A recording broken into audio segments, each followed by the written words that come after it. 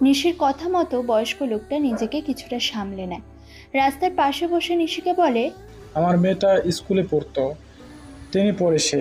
আমি দিনমজুর, কষ্ট করে পড়ে পড়াশোনা করাই। কিন্তু রাস্তাঘাটে পায়েল রে মাজেদের ছেলে মাহিন অনেক বিরক্ত করতো। প্রতিদিন মেয়েটা এসে কাঁদতো। একদিন এসে বলে, বাবা মাহিন আমাকে অনেক বাজে কথা বলে প্রেমের প্রস্তাব দিয়েছিল, আমি না করে দিয়েছিলাম। তারপর থেকে প্রতিদিন রাস্তায় আমাকে দেখে অনেক বাজে কথা বলে, আমাকে হুমকি দেয় তুলে নিয়ে যাবার, আমার হাত ধরে জোর করে। আমি বকা দিয়েছিলাম এসব শুনে, বলেছিলাম যে যা পারে বলুক, যাবি আর আসবি, কারো দিকে তাকাবি না, এমন হলে ঘরে বসে থাক, পড়াশোনা দরকার নেই, ছেলে দেখে বিয়ে করে দিই। মেয়েটা আমার তার পড়াশোনা বন্ধ হয়ে বলে আর কিছু বলতো না আমাকে। পায়েল রোজ স্কুল থেকে এসে কাঁদতো, মা মরা একটা মাত্র মেয়ে আমার। আমার বাড়ির আশেপাশে মাহিনকে ঘুরতে দেখেছি অনেকবার। একদিন বলেছিলাম, তুমি আমার মেয়ের সাথে এমন কেন করো বাবা? ও ছোট একটা মেয়ে, পড়াশোনা করছে, দয়া করে রাস্তাঘাটে ওকে উত্তক্ত করা বন্ধ করো। আমাকে মাহিন গালি দিয়ে বলে, এই শালা বুইরা, তোর মেয়েকে ভালোবাসার প্রস্তাব দিয়েছিলাম, সে আমারে না করে দিছে, অনেক অপমান করেছে সবার সামনে। তোর মেয়েকে খাইছি আমি, দেখ তোর মেয়ের সাথে কি কি করি আমি। চাচা থামলো। বাদল পানি এনে দেয়। পানি খেয়ে কান্না ভেজা চোখে নিশির দিকে তাকালো। নিশি চাচার মাথায় হাত বোলাতে থাকে। জিসানের দিকে তাকায় নিশি, ইশারায় বলে পুলিশকে কল করতে। জিসান জানায় অলরেডি সে পুলিশকে কল দিয়েছে। চাচা আবার বলে, আমি সেদিন আর কিছু বলিনি। একদিন আমি আমার মেয়ের পিছু নিই, 4জন ছেলে আমার মেয়েকে অনেক বিরক্ত করে, পথে আটকায় রেখে ওড়না ধরে টানে, গালে হাত দেয়, চুলে হাত দেয়। আমার মেয়ে মাঝখানে দাঁড়িয়ে কাঁদে। পায়েল চলে যেতেই আমি ওদের কাছে যাই। মাহিন ছিল সেই ছেলেদের ভিতরে। মাহিনকে যে চর মারি আমি, ওরা আমাকে লাথি দিয়ে রাস্তায় ফেলে দেয়, অনেক বাজে গালি দেয়, আমার মেয়ের সাথে বাজে কাজ করার হুমকি দেয়। তারপর? আজ 2 দিন হয়েছে আমার মেয়ে বাড়ি ফেরে না। আমি অনেক জায়গাতে খুঁজছিলাম, এমনকি থানাতেও গিয়েছিলাম। আমার মেয়েকে খুঁজে দিতে বলাতে থানা অফিসার বলে আমার মেয়ে নাকি কার সাথে পালিয়েছে খোঁজ নিতে। ওরাও আমার মেয়েরে নিয়ে বাজে কথা বলে, মা টাকা চায় কেস করাতে। আজকে যখন আমি একা রাস্তা দিয়ে হাঁটছি, আমার মেয়েকে একটা গাড়ি থেকে ফেলে দেয় আমার সামনে। ওর গায়ে কোনো কাপড় নাই মা, একটা মেয়ে এমন দেখে অন্যটা দিয়ে গেছে, আমার মেয়েকে ওরা ফেলেছে। নিশির মুখের রংটা পাল্টে লাল বর্ণ ধারণ করেছে। রাগে চোখের কোণা দিয়ে জল গড়িয়ে পড়তে শুরু করেছে। গায়ের লোমগুলো দাঁড়িয়ে গেছে ওর। মাথা কাজ করা যেন বন্ধ করে দিয়েছে। বাদলকে ডাকে নিশি। ওই পোলাপানদের ডাক, মাহিনকে যেখান থেকে পারিস আধ ঘন্টার ভেতরে তুলে নিয়ে আসবি। যত জন থাকুক সব কটাকে তুলে নিয়ে আয়। আর জিশান রাস্তা আটকে দে, এখান থেকে কেবল অ্যাম্বুলেন্স ছাড়া আর কোনো কিছু যাবে না। আর চাচা ওই জানোয়ার পুলিশকে দেখিয়ে দেবেন। জলদি কর তোরা, আর পোলাপান পাঠিয়ে দে এখানে কিছু, আর একটা কাফনের কাপড় নিয়ে আয়। নিশি রেগে পুরো কন্ট্রোলের বাইরে চলে গিয়েছে। পায়চারি করছে সে। 5 মিনিটের ভিতরে কতগুলো বাইক আসে সেখানে, সবগুলো নিশির লোক। 10টা বাইকে 20 জন ছেলে এসে রাস্তা পুরো ব্লক করে দেয়। নিশির হাতে একটা বেসবল স্টিক ধরিয়ে দেয় জিসান। নিশির কাছে আসে পায়েলের বাবা। নিশির হাতে একটা কাগজ দিয়ে বলে, মাগো, এই কাগজটা আমি ওর পড়ার টেবিলে পাইছি। আমি বেশি পড়ালেখা পারি না, তবুও বুঝেছি এটা ওর লেখা। আমি এটা পকেটে নিয়ে 2 দিন ঘুরেছি, মেম্বারের বাড়ি গেছিলাম, মেম্বার আমাকে ধাক্কা দিয়ে বের করে দিয়েছে। কাফনের কাপড় চলে এসেছে। নিশি পায়েলের গায়ের উপরে কাপড়টা দিয়ে ঢেকে দেয় পুরোটা। নিশির হাত পা কাঁপছে রাগে। একটা চেয়ার এনে দেয় একজন। নিশি চেয়ারে বসে কাগজটা মেলে ধরল। দুটো কাগজে অনেক কিছু লেখা, পিন দিয়ে কাগজ দুটো একসাথে করা। নিশি সব পড়ে। নিশি একবার চিঠি পড়ে, আরেকবার পায়েলের দিকে তাকায়। চিঠিতে যা লেখা তার সারমর্ম হলো, বাবা আমার খুব ভয় করছে। মাহিন অনেক বাজে বাজে কথা বলে। আমি ওকে চড় মেরেছি। সে আমার পাশে হাঁটার সময় বুকে হাত দিয়েছিল। সবার সামনে চড় মারাতে সে আমাদেরকে কেমন করে তাকিয়েছিল। জানি না কি হবে।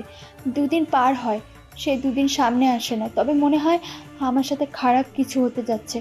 সে আমাকে একদিন জোর করে তুলে নিয়ে যেতে চেয়েছিল। তুমি কেন গরিব হলে বাবা? কতবার বলেছি ওরা অনেক খারাপ, এখান থেকে চলো যাই, শুনলে না। আরও অনেক কিছু লেখা ছিল। নিশি সবটা পড়ে বুঝেছে এখানে দোষটা মাহিনের। থানা থেকে এক গাড়ি পুলিশ আসে। থানার ওসি এসে নিশিকে বলে, কি হয়েছে ম্যাম? থানায় কল করেছিল আপনার লোক, আর রাস্তা ব্লক করে রেখেছেন যে। ওই মেয়েটার লাশ দেখুন। কি হয়েছে? মেয়েটার নাম পায়েল। মেম্বার মসজিদের ছেলে পায়েলকে ধর্ষণ করে মেরে ফেলে, এখানে রেখে গিয়েছে। এই যে মরার আগে পায়েল কথা এখানে লেখা। আশেপাশে আরও খোঁজ নেন যে পায়েলের সাথে মাহিন কি কি করতো রাস্তাঘাটে। জলদি এখনই খোঁজ নেন। ঠিক আছে ম্যাম। ওই তোমরা আসো। আপনি একা যান। চাচা, কোন পুলিশটা আপনার মেয়ের কেস নেয়নি দেখান তো। চাচা আঙুল উঁচিয়ে একটা পুলিশকে দেখায়। নিশি পুলিশের দিকে তাকায়। পুলিশের নাম হাশেম। নিশি চেয়ার থেকে উঠে দাঁড়ায়, চাচাকে বলে, আপনি কি কি বলেছিলেন? আমি বলেছিলাম আমার মেয়ে স্কুল থেকে বাড়ি ফেরেনি, একদিন হয়ে গেছে। আমার মেয়েকে খুঁজে দেন স্যার, ও বাড়িতে আসেনি। মেম্বারের ছেলে মাহিন ওকে বিরক্ত করতো রাস্তায়। থামেন এবার। হাসেম কি বলেছিল? বলেছিল মেয়ে বড় হয়েছে, দেখ কোন নাগরের সাথে পালিয়ে গেছে। এখন তো কোনো মেয়ে এমনি এমনি হারায় না, দেখ কার লোকে ভাগছে। দেখবি বাচ্চা কাচ্চা হওয়ার পর ফিরে আসবে। আর যদি কেস দিতে চাস 10,000 টাকা দেই, দেখা যাবে। আচ্ছা জিশান, পোলাপান কই? জিসান অর্ডার পাওয়ার সাথে সাথে হাসেমকে গিয়ে পেটানো শুরু করে। পুলিশরা এগিয়ে আসতে চেয়েছিল, কিন্তু নিশির সব লোকেরা পুলিশদের আটকে রাখে। জিসান সহ দুজন ছেলে হাসেমকে পিটাতে পিটাতে রাস্তার উপর ফেলে দেয়। তারপর গণহারে যেভাবে পারছে লাথি মারতে থাকে। নাক মুখ ফেটে রক্ত বের হতে শুরু করেছে হাসেমের। নিশি বলে, গড প্রমিস, যদি কোনো পুলিশ বা কেউ এমপিকে কল করে এখানে আসতে বা ঝামেলা মেটাতে বলে, এমপি যদি নাক গলিয়েছে এমপিকেও এভাবে পিটিয়ে রাস্তায় ফেলে রাখবো। বাদর আরও পোলাপান্ডা, এই এরিয়া পুরো ভূমিকম্প বানিয়ে দেয়। ওসি আসলো নিশির কাছে। পাবলিক স্টেটমেন্ট নিয়ে তিনি শিওর করেন যে আসলে মাহিন দোষী, কিন্তু তাদের অফিসারকে এভাবে পড়ে থাকতে দেখে ওসি ঘাবড়ে যায়। কিন্তু সে ব্যাপারে নিশিকে প্রশ্ন করার সাহস পায় না কেউ। আধা ঘন্টা পর আরও 15টা বাইক আসে সেখানে। 15টা বাইকে মোট 30 জন এসে জড়ো হয়। সৈকত টানতে টানতে মাহিন সহ ওর বাকি 3 বন্ধুদের নিশির সামনে এসে ফেলায়। নিশি চাচার দিকে তাকায়। এই হারামির বাচ্চা আমার মেয়েকে মেরে ফেলেছে। কালো গাড়িতে করে ওরা আমার মেয়ের নগ্ন লাশ ফেলে চলে যায়। আমি দেখেছি সেই গাড়িতে বসেছিল। সৈকত, আপু, ওগুলোরে কালো গাড়িতে নদীর পাড়ে বসে পার্টি দিতে দেখলাম। ওরা যেখানে বসে ড্রিঙ্কস করছিল আর নাচছিল। ম্যাম, আমার ভুল হয়ে গেছে, আমাকে মাফ করে দেন। নিশি মাহিনের কাছে আসে। এরপর লাগাতার সেই বেসবল খেলার ভারী লাঠি দিয়ে বিরতিহীনভাবে পেটাতে থাকে। নিশির এমন পিটানি দেখে মনেই হচ্ছে না সে কোনো মেয়ে। তার ভিতরে যেন শয়তান ভর করে শক্তি দিয়েছে। মারতে মারতে মাহিনকে আধমরা করে অজ্ঞান করে ফেলেছে নিশি। 9 জন পুলিশ নিশ্চুপ দাঁড়িয়ে নিশির এমন হিংস্র রূপ দেখছে। জায়গাতে এখন 200 জন লোকের ভিড় জমে গেছে। পুরো 200 মানুষে একদম চুপ। নিশিকে এতটা রাগী ওর লোকেরাও দেখেনি এর আগে। বাকি 3 ছেলের মধ্যে সুজন নামের ছেলে মাহিনের এমন মায়ের দেখে বমি করে দিয়েছে, কিন্তু ওদের কোনো মাফ নেই। বাদল, জিসান আর সৈকত 3 জন মিলে 3টে ছেলেদের পিটিয়ে মাথা ফাটিয়ে ফেলেছে। 4 জনই অজ্ঞান হয়ে পড়ে আছে। নিশি চিৎকার করে বলে, ভালোবাসাবাসি হতেই পারে, প্রপোজ করাই যায়, না করে দিলে পেছনে ঘুরতেই পারে, পিছু নিতেই পারে, কিন্তু তাই বলে রাস্তাঘাটে বিরক্ত করা, গায়ে হাত দিয়ে টিস করা, এগুলো অন্যায়। আজকের পর যদি কোনো মেয়ে কোনো ছেলেকে প্রপোজ করে, ছেলে যদি এমন বেয়াদবি করে, সেই মেয়েদের বলছি বা প্রতিটা পরিবারকে বলছি, সোজা আমার কাছে চলে যাবেন। ছেলের নাম ঠিকানা আমার কাছে বলে আসবেন। তারপর ওর ঠিক এই অবস্থা হবে। মেয়েদের যে সম্মান করতে জানে না, মেয়েদের যে ভয় দেখিয়ে ব্ল্যাকমেল করে, ভালোবাসা ফায়দা নিতে চায়, সে কখনো পুরুষ হতে পারে না। সে একটা বেজন্মা কাপুরুষ। আর যারা এসব দেখে চুপ করে থাকে তারা মানুষই না। মাহিন, বাবা আমার মাহিন। মেম্বার ভিড় ঠেলে চিৎকার করতে করতে সামনে আসলো। মাজেদ মাহিনের দিকে তাকায়। মাহিনকে এভাবে পড়ে থাকতে দেখে হাঁটু মুড়ে বসে কাঁদতে থাকে। নিশি বলে, এটাকে কি করব? না থাক, ওই মাঝে শোন, বয়সে তুই আমার বড়, তবু তোকে তুই করে বলছি, কারণ তোর থেকে একটা বেজন্মার জন্ম দিয়েছিস। 5 লাখ টাকা জরিমানা দিবি, জাস্ট এখনই। তোর সময় মাত্র 15 মিনিট, না হলে তোর ছেলের অবস্থা আরও খারাপ হবে। যত দ্রুত করবি তত দ্রুত পুলিশ তোর ছেলেকে নিয়ে যাবে, হাসপাতালে ভর্তি করবে, তারপর থানায়। মাজেদ দৌড়ায়, বাড়ি থেকে টাকা আনে, পায়েলের বাবাকে দিয়ে দেয়। তারপর ওসি সেখান থেকে 4টে ছেলেকে নিয়ে যায়। 30 মিনিটের ভিতরে রাস্তাটা ক্লিয়ার হয়ে যায়, কিন্তু এলাকার সব মানুষ এসে নিশিকে জড়িয়ে ধরে। নিশিকে জড়িয়ে সবাই কান্না করে দেয়। নিশি হাত ঘড়ির দিকে তাকায়, রাত 9টা বেজে গিয়েছে। নিশির লোকজনই এখানে প্রায় 100 জন। নিশি আশেপাশে তাকায়, নিলয় নেই। সে তো চাইছিল নিলয়ের সাথে সারাটা রাস্তা কথা বলতে বলতে যাবে, কিন্তু সেসব আর হলো না। নিশির নাম পুরো জেলাতে ছড়িয়ে পড়েছে মাহিনকে পিটানোর ঘটনা নিয়ে। সব কিছু পাবলিশ হয়েছে একটা আইডি থেকে, সেটা হলো অপ্রত্যাশিত বিকেল। সেখান থেকে নিশির সব ভিডিও সুন্দরভাবে এডিট করে পোস্ট করা হয়েছে, আর সেখান থেকেই সব নিউজে টেলিকাস্ট করা হয়।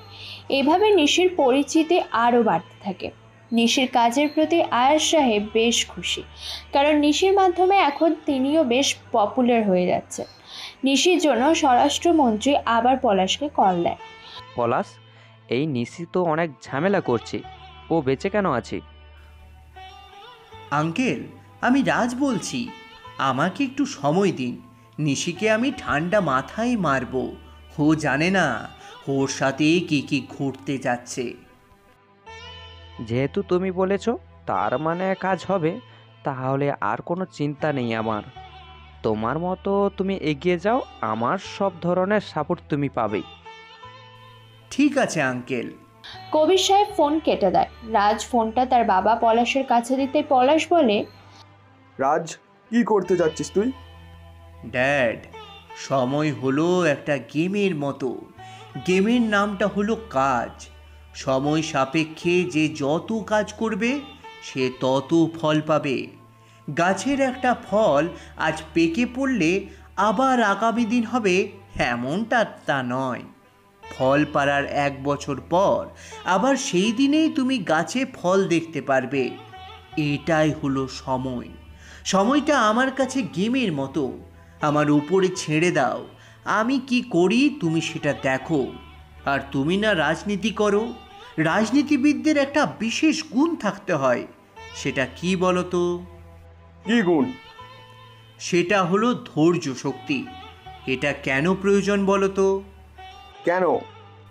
এটা প্রয়োজন গালি খাওয়ার জন্য। গালি খেতে পারলেই তুমি পিওর রাজনীতিবিদ হতে পারবে। রাজের কথার আগামাথা কিছুই বুঝতে পারে না পলাশ, শুধু নিজের ছেলের দিকে অবাক আর বিস্ময় নিয়ে তাকিয়ে থাকে। রাজ কিছু না বলে বের হয়ে যায়। আজকে সে নতুন প্ল্যানে বের হয়েছে। রাজ তার দামি গাড়ি চেপে চলে আসে কাশিম মামার ফুচকার দোকানে। সে গাড়ি থেকে নামে। নিশির লোকেরা রাজকে দেখে এগিয়ে আসে। রাজের কাছে এসে মারিয়া বলে, রাজ ব্রোজে, তা হঠাৎ কি মনে করে? এই তো আসলাম আপনাদের চেয়ারম্যানকে দেখতে। আমাদের চেয়ারম্যানের জন্যই কি আসা হয়েছে, নাকি অন্য কোনো কারণ আছে? চেয়ারম্যান তো এখন টিভিতে, রিলস ছাড়া দেখা যায় না। তা ওই আইডিয়াটি কি ওনার বয়ফ্রেন্ডের বুঝি, যেটা থেকে রিলস পোস্ট হয়? না, বয়ফ্রেন্ড না, আমরাও খুঁজছি সে কে। সে গোপনে ভিডিও করে রিলস ছাড়ে। ও আচ্ছা, তা চেয়ারম্যান কোথায়? আসেনি এখনো, মনে হয় আজকে আসবে না।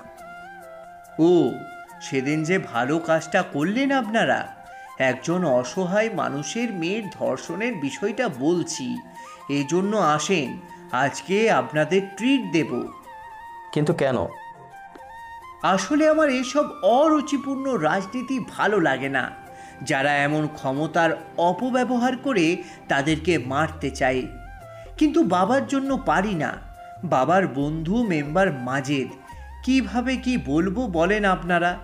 এই জন্য চাইতাম কেউ আসুক, শাস্তি দিক ওদেরকে।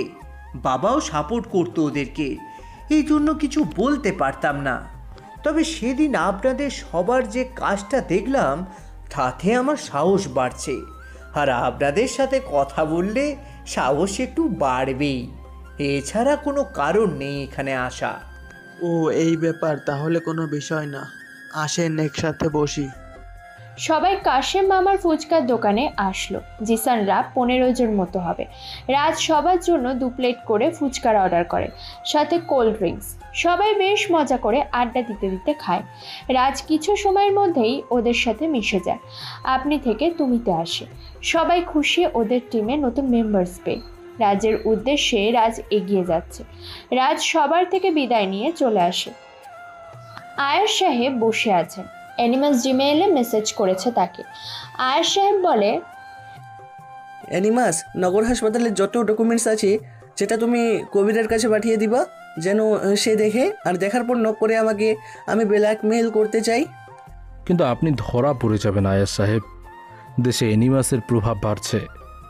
যদি এমন সিক্রেট বিষয় পাবলিশ হয় তাহলে প্রথমে আপনাকে এসে জিজ্ঞাসা করা হবে এই ডেটা কোথায় পেয়েছেন।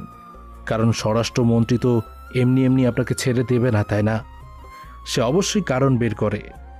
কি আয়ার সাহেব, রাজনীতি করছেন আর বুদ্ধি কমে গেলে চলবে? আপনি হলেন তাদের অপোজিট পার্টির লোক, পার্টির কেউ না আপনি। সমস্যা আপনার হবে। আপনি কিন্তু সামনে এমপি নির্বাচন করবেন, তাই এসব যদি আপনি লিক করেন তাহলে আপনি মেয়র পদেও থাকতে পারবেন না, আপনাকে জেলে যেতে হবে। আর তাছাড়া আপনি ভাবছেন যদি আমি এগুলো ওদেরকে দেই তাহলে তাদের অ্যানিমাসের ওপরে ভয় হবে। আপনার লাভ হবে না।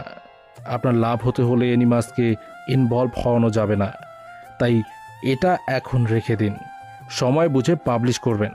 আর আপনি একটা জনগণের জন্য প্রকল্প তৈরি করেন, নিজ দায়িত্বে করবেন। টাকা তো আছেই আপনার কাছে। এই প্রকল্পে আপনি প্রতি মাসে জনগণকে সীমিত টাকায় বা 70% ছাড়ে নানা জিনিসপত্রের পণ্য, যেমন চাল, ডাল, চিনি, ছোলা, নানাবিধ পণ্য তাদের সেল করবেন। এটা করলে জনগণ আপনার কথা ভাববে, ভোট কিন্তু আপনার আসবেই। অ্যানিমাসের থেকে আর কোনো রিপ্লাই আসে না। আয়ার সাহেব অ্যানিমাসের মেসেজটা আরও অনেকবার পড়ল। শেষে তিনি হাসতে থাকেন, কারণ এত সুন্দর ঠান্ডা মাথার রাজনীতির প্ল্যান সে এর আগে কখনো পায়নি। রাজনীতি যেন নতুন করে তা শিখতে হচ্ছে। তবে আসলেই অ্যানিমাস যা বলেছে সবটাই যথার্থ। লিডার হতে হলে এভাবে প্ল্যানিং করে কাজ করতে হয়। আয়ার সাহেব একদমই ইমপ্রেসড হয়ে গেছে অ্যানিমাসের প্রতি। কিন্তু প্রশ্ন একটাই, কে এই অ্যানিমাস? সে কি চায়? সে কি করছে এই দেশে? সে কি এই দেশেই থাকে? তার পরিচয় বা কী? সবচাইতে বড় কথা হলো সে কেনই বা আয়ার সাহেবকে হেল্প করছে? জেরিন বেশ স্টাইল করে নিলয়ের সাথে কথা বলছে। নিলয় কিছুটা ভাবাচাকা খায়, কারণ আজ 3 সপ্তাহ হয়ে গেল জেরিন এতটা স্টাইল করে আর একদম বাধ্য মেয়ের মতো কথা বলেনি। নিলয় জেরিনকে বলল, তোমার কি কিছু হয়েছে? কি হবে টিচার? না, কিছু না। বলেন না। ম্যাথ করো। জেরিন আশাহত হয়ে আবার খাতায় অঙ্ক করতে শুরু করে। নিলয় ডিকশনারি নিয়ে পড়তে থাকে। অঙ্ক খাতা জমা দিয়ে জেরিন বসে থাকে। তখনই ওর ফোনে কল আসে। নিলয় আর চোখে জেরিনের দিকে তাকায়। জেরিন ফোনের দিকে তাকিয়ে আছে। ওর ফোনটা ড্রেসিং টেবিলে রাখা, বেজেই চলেছে। কিছু সময় বাজার পর কেটে যায়। জেরিনের একটা অঙ্ক সামান্য ভুল হয়। নিলয় বোঝাতে যাবে, তখনই আবার ফোন বেজে ওঠে। নিলয় বলে, যাও ফোন রিসিভ করে আসো। সমস্যা নেই, আর হয়তো দিব না। আচ্ছা শোনো, এই অঙ্কটা হলো তোমার আগের সূত্রের সাথে কিছুটা আবারও ফোন বাজতে শুরু করলো। নিলয় এবার কিছুটা জোর গলাতে বলে, যাও কথা বলে আসো। যাব? হ্যাঁ।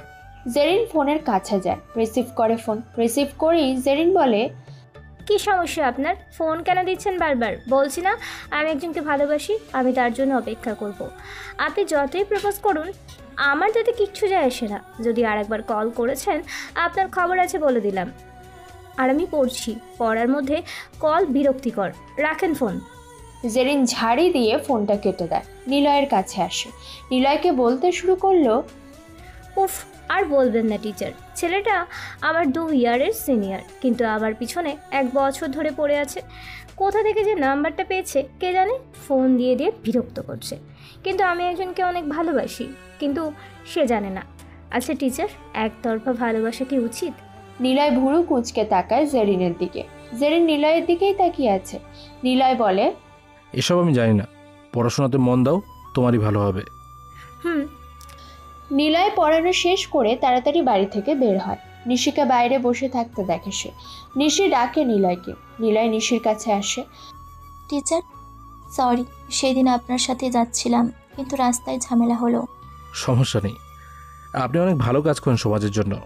আপনি না থাকলে হয়তো মানুষ তাদের অধিকার থেকে বঞ্চিত হতো। কিন্তু টিচার সাহেব, এসব না আমার মায়ের একদমই পছন্দ না। আমি যখন ছোট ছিলাম তখন আমার আঙ্কেল আমাকে অনেক আদর করত। ওনার কোনো সন্তান হয়নি, আর আমাদের পরিবারে কোনো ছেলে নেই। আমি ওনার সাথে থাকতাম। বাবাকে যখন বলেছিল আমাকে রাজনীতিতে প্রবেশ করাবে, তখন মা নাক ছিটকায়। এটা নাকি অনেক ডেঞ্জারাস একটা কাজ, মেয়ে হয়ে কেন এসবে জড়াবো আমি? কিন্তু বাবা তার ভাইয়ের কথা ফেলতে পারেনি, সেজন্য উনি রাজি হয়। আঙ্কেল আমাকে চেয়ারম্যান বানানোর জন্য কত কিছু করেছে, কত মার খেয়েছে এমপির লোকেদের কাছে, কিন্তু তবু উনি ওনার সব কিছু দিয়ে চেষ্টা করেছে আমাকে চেয়ারম্যান বানানোর জন্য। আমি হয়েও যাই। পড়াশোনার পাশাপাশি আঙ্কেলের সাথে আমি রাজনীতি করতাম। আমার এটা পছন্দের বিষয় হয়ে যায়। আঙ্কেল জেলেও ছিল আমার জন্য। কত কিছু যে হয়েছে। বাবাকে তুলে নিয়ে গিয়েছিল, বাড়ি ভাঙচুর হয়েছিল, কিন্তু আস্তে আস্তে আমি সব ঠিক করে নিয়েছি। ওদের খারাপ কাজে কখনো সাথ দেইনি। খালি কতদিনের ঘটনা, এখানে এমপির লোকেরা অনেক অনেক বাজে কাজ করে। আমি এটা সহ্য করতে পারি না। এবার আঙ্কেলকেই এখানকার এমপি বানিয়ে দেব, তারপর পুরো উপজেলা একদম বাজে কাজ থেকে ঠিক করে ফেলবো। সব কিছু একা সামলাতে হয়, বুঝেছেন? নিলয় চুপচাপ নিশির থেকে কথাগুলো শুনল। নিলয় মুচকি হাসে। নিশিকে বলে, এরকম একটা লিডার এখানে না, বরং সবখানেই দরকার। আপনি চালিয়ে যান, অনেক ভালো কাজ করছেন। আপনার ইচ্ছে পূরণ হবেই। আপনি নিজের মতো এগিয়ে যান। কোনো সমস্যা হলে জানাবেন, হেল্প করার চেষ্টা করব। আপনি হেল্প করবেন কিভাবে? আপনি রাজনীতির বাইরের একজন। তাছাড়া আপনাকে দেখে খুব সহজ সরল মনে হয়। এসব আপনার দ্বারা হবে না। আপনি বরং অফিস বয় হয়ে থাকবেন। আচ্ছা ঠিক আছে, যাই তাহলে। টিচার শুনুন। নিশি বসা থেকে উঠে দাঁড়ালো, নিলয়ের কাছে আসলো। নিলয়ের সামনে এসে বলে, আমার বোন একটু বেয়াদব, বেয়ারা, পিচ্ছি মেয়ে। ওকে সামলাবেন আপনি। ও যা চায় মা তাই করে। জেরিন হলো মায়ের অনেক প্রিয় মেয়ে। জানি সেটা। ওর কোনো সমস্যা হলে আপনাকে জানাবো, আপনিও জানাবেন। জি। এর জন্য আপনার নাম্বারটা জরুরি। দিন তো নাম্বারটা। আচ্ছা, হোয়াটসঅ্যাপ নাম্বার আছে? তবে জেরিন সেটা জানে। আসি। নিলয় দ্রুত বাড়ি থেকে বের হয়। পকেটে হাত গুজে হাঁটছে। নিলয় নিশির কথা ভাবছে। মেয়েটা সুন্দর অনেক। মেইন বাজারে এসে নিলয় অটো নিচ্ছিল। এমন সময় একটা ছেলে এসে অটো থেকে নামে নিলয়ের সামনে। নিলয়কে দেখে ছেলেটা জড়িয়ে ধরে। নিলয় বলে, কি রে অর্ক, তুই এখানে? ভাই চলে এসেছি, আমিও এখানে তোমার সাথে থাকবো। আমার সাথে? কি সমস্যা তোর? তোকে না বলেছি আমার থেকে দূরে থাকতে? তোমার সাথেই থাকতে হবে। মা বলেছে তোমার সাথে না থাকলে আমি যেন বাড়িতে না আসি। তোর মাটা যে কি করে! ও মা, তাই কি? আমার মা কিন্তু তোমাকে ভালোবাসে, আমাকে খালি বাড়ি থেকে বের করে দেয়। চুপ থাক। আর তোকে আগেও বলেছি, আমি যা করব যা বলবো তা নিয়ে প্রশ্ন করবি না। করি না তো। তা কোথায় ছিল? এই বাজারে কি করো? পড়াতে গিয়েছিলাম। পড়াতে? কি হাসালে তুমি? তুমি পড়াতে যাবে মানে কি?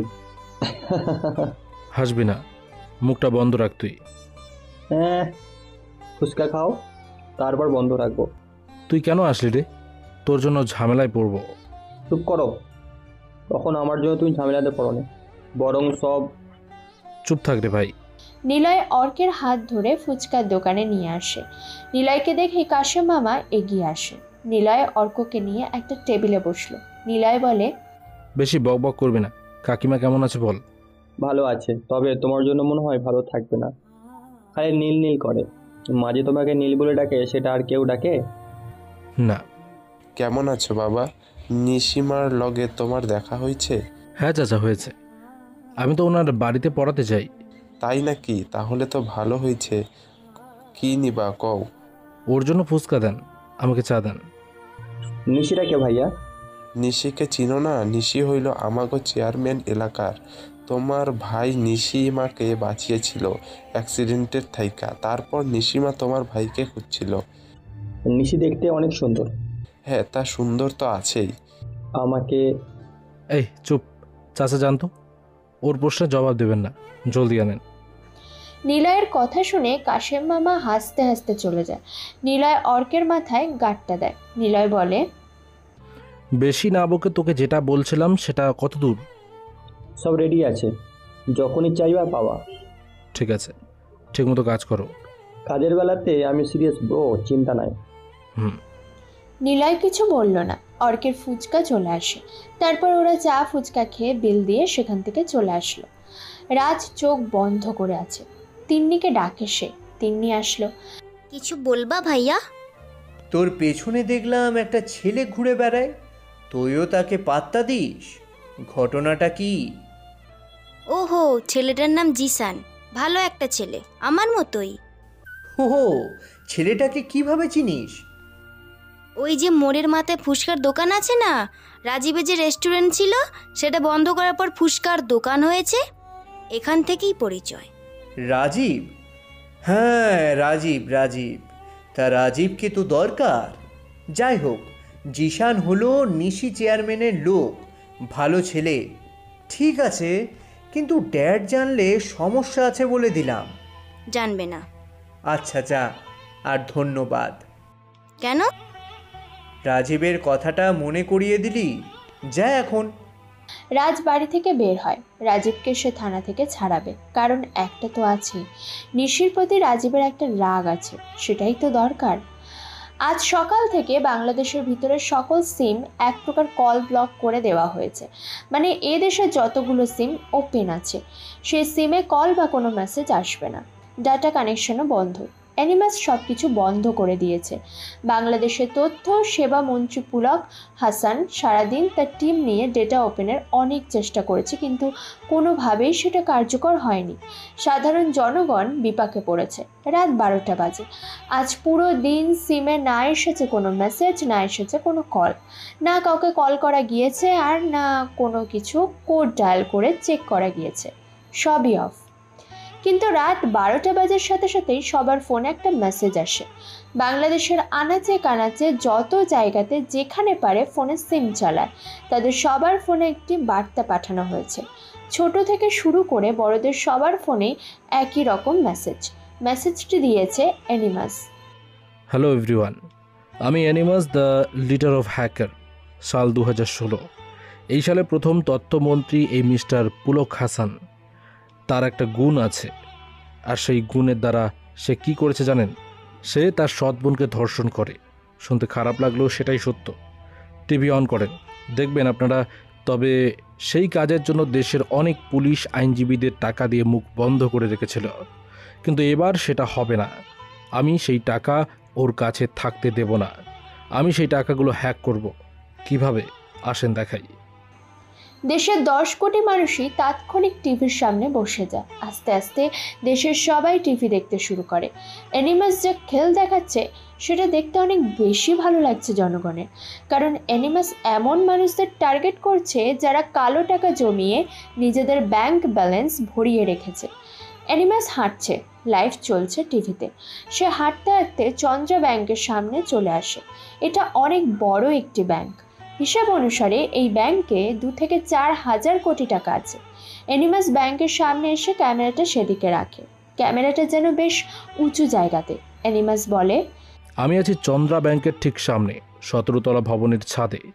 সামনে চন্দ্রা ব্যাংক, সেখানে এটিএম বুথ রাখা, লকারগুলো হাই সিকিউরিটি পাসওয়ার্ড দিয়ে সিকিউর করা। কিন্তু তাতে কি, এই ব্যাংকের যে নেটওয়ার্ক সার্ভার আছে তার অ্যাক্সেস আমার কাছে। কিভাবে নিলাম?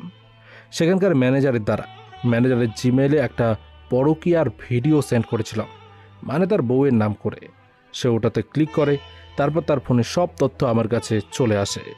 বোকা শোকালো, ফোনের জিমেইলে ব্যাংকের সব বিষয়গুলো সেভ করে রাখা আছে। তার ফোনের ড্রাইভে সব কিছুর ফাইল সেভ করা। ব্যাস, কাজটা তো সহজ হয়ে যায় আমার জন্য। ও হ্যাঁ, ম্যানেজারের বউকে আমি চিনি না, তবে অনেক প্ল্যান করে তার বউয়ের ছবি ম্যানেজ করি। লিঙ্কে তার বউয়ের ছবি শো করে, বেচারা ক্লিক করে। তারপর আর কি, ব্যাংকের সব অ্যাক্সেস এখন আমার কাছে, এমনকি ব্যাংকের এমার্জেন্সি ফায়ার বাটনের অ্যাক্সেসও আমার কাছে। জাস্ট ক্লিক করব, পাসওয়ার্ড দেব, তারপর ওকে বাটনে চাপ দিলেই ব্যাংকে আগুন লাগবে আর নষ্ট হবে 4,000 কোটি টাকা। কিন্তু এটা তো অন্যায়, এত টাকা নষ্ট হবে? না, কোনো অন্যায় না, কারণ এই টাকাগুলো তো এমনিতেই পচে যাচ্ছে আর না খেয়ে মরছে শত শত হাজার হাজার মানুষ। পুলক হাসানের অ্যাকাউন্ট নাম্বার স্ক্রিনে শো হচ্ছে আর পাসওয়ার্ডটাও এই স্ক্রিনে শো হচ্ছে। একটু আগেই চেঞ্জ করলো, তিনি যতবার চেঞ্জ করবে ততবারই আমি জানতে পারবো অ্যাকাউন্টে আছে 1,000 কোটি টাকা। এত টাকা কিভাবে এলো? কিন্তু এবার অ্যানিমাস থামে, পিছনে 20 জন পুলিশ আসে। পিস্তল বের করে পুলিশ অফিসার জাহিদ বলে, হ্যান্ডস অফ। এনিমাস, তোমাকে পুলিশ সব দিক থেকে ঘিরে ফেলেছে। তাকিয়ে দেখো, তোমার 3 পাশের বিল্ডিংয়ে পুলিশ তোমার দিকে গান তাক করে আছে। নিজেকে পুলিশের কাছে আত্মসমর্পণ করো।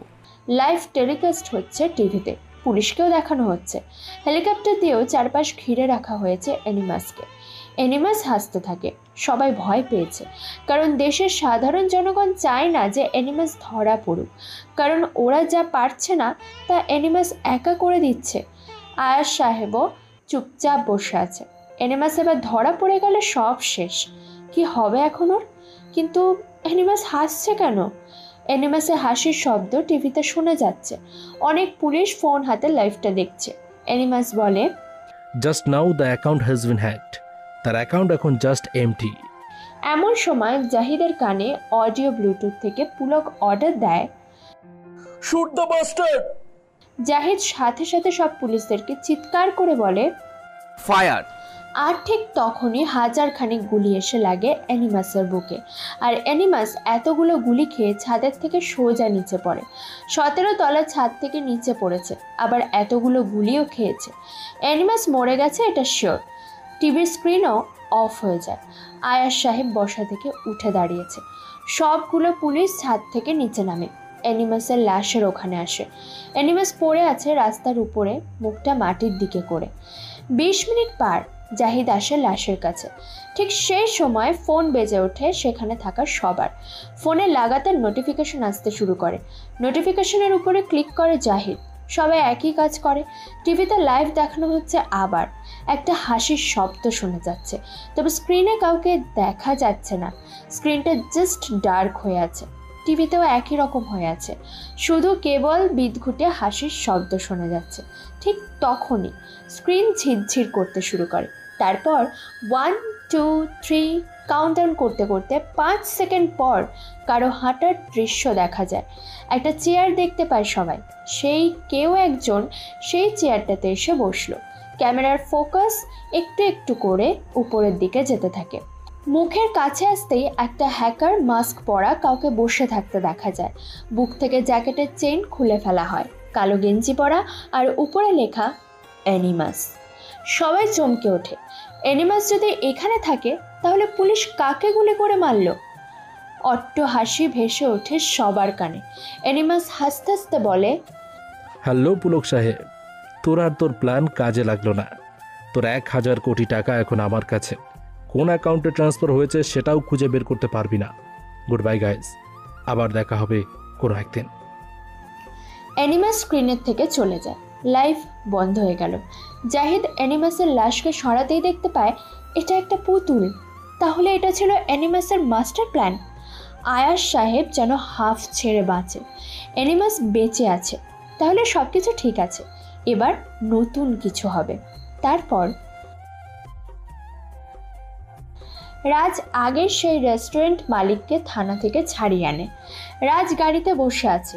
রাজীব এসে রাজের গাড়িতে এসে বসলো। রাজীব বয়সে রাজের থেকে কিছুটা বড়। রাজীব রাজকে জানে না। কারাগার থেকে বের হওয়ার সময় গেট থেকে জানানো হয়েছে বাইরে গিয়ে দেখবে একটা কালো রঙের গাড়ি দাঁড়ানো, সোজা সেই গাড়ির ভিতরে চলে যাবে। রাজীব ঠিক তাই করে। বাইরে এসে দেখে একটি কালো গাড়ি দাঁড়িয়ে আছে রাস্তার একপাশে। রাজীব সোজা গিয়ে সেই গাড়ির দরজা খোলে।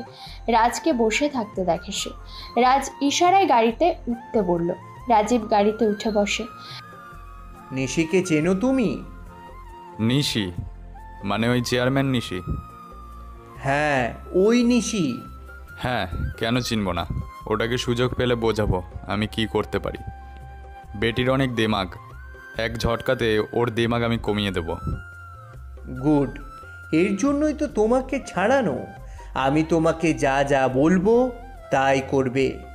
গাড়ি থেকে নামার পর তুমি আমাকে চেনো না, আমিও তোমাকে চিনি না।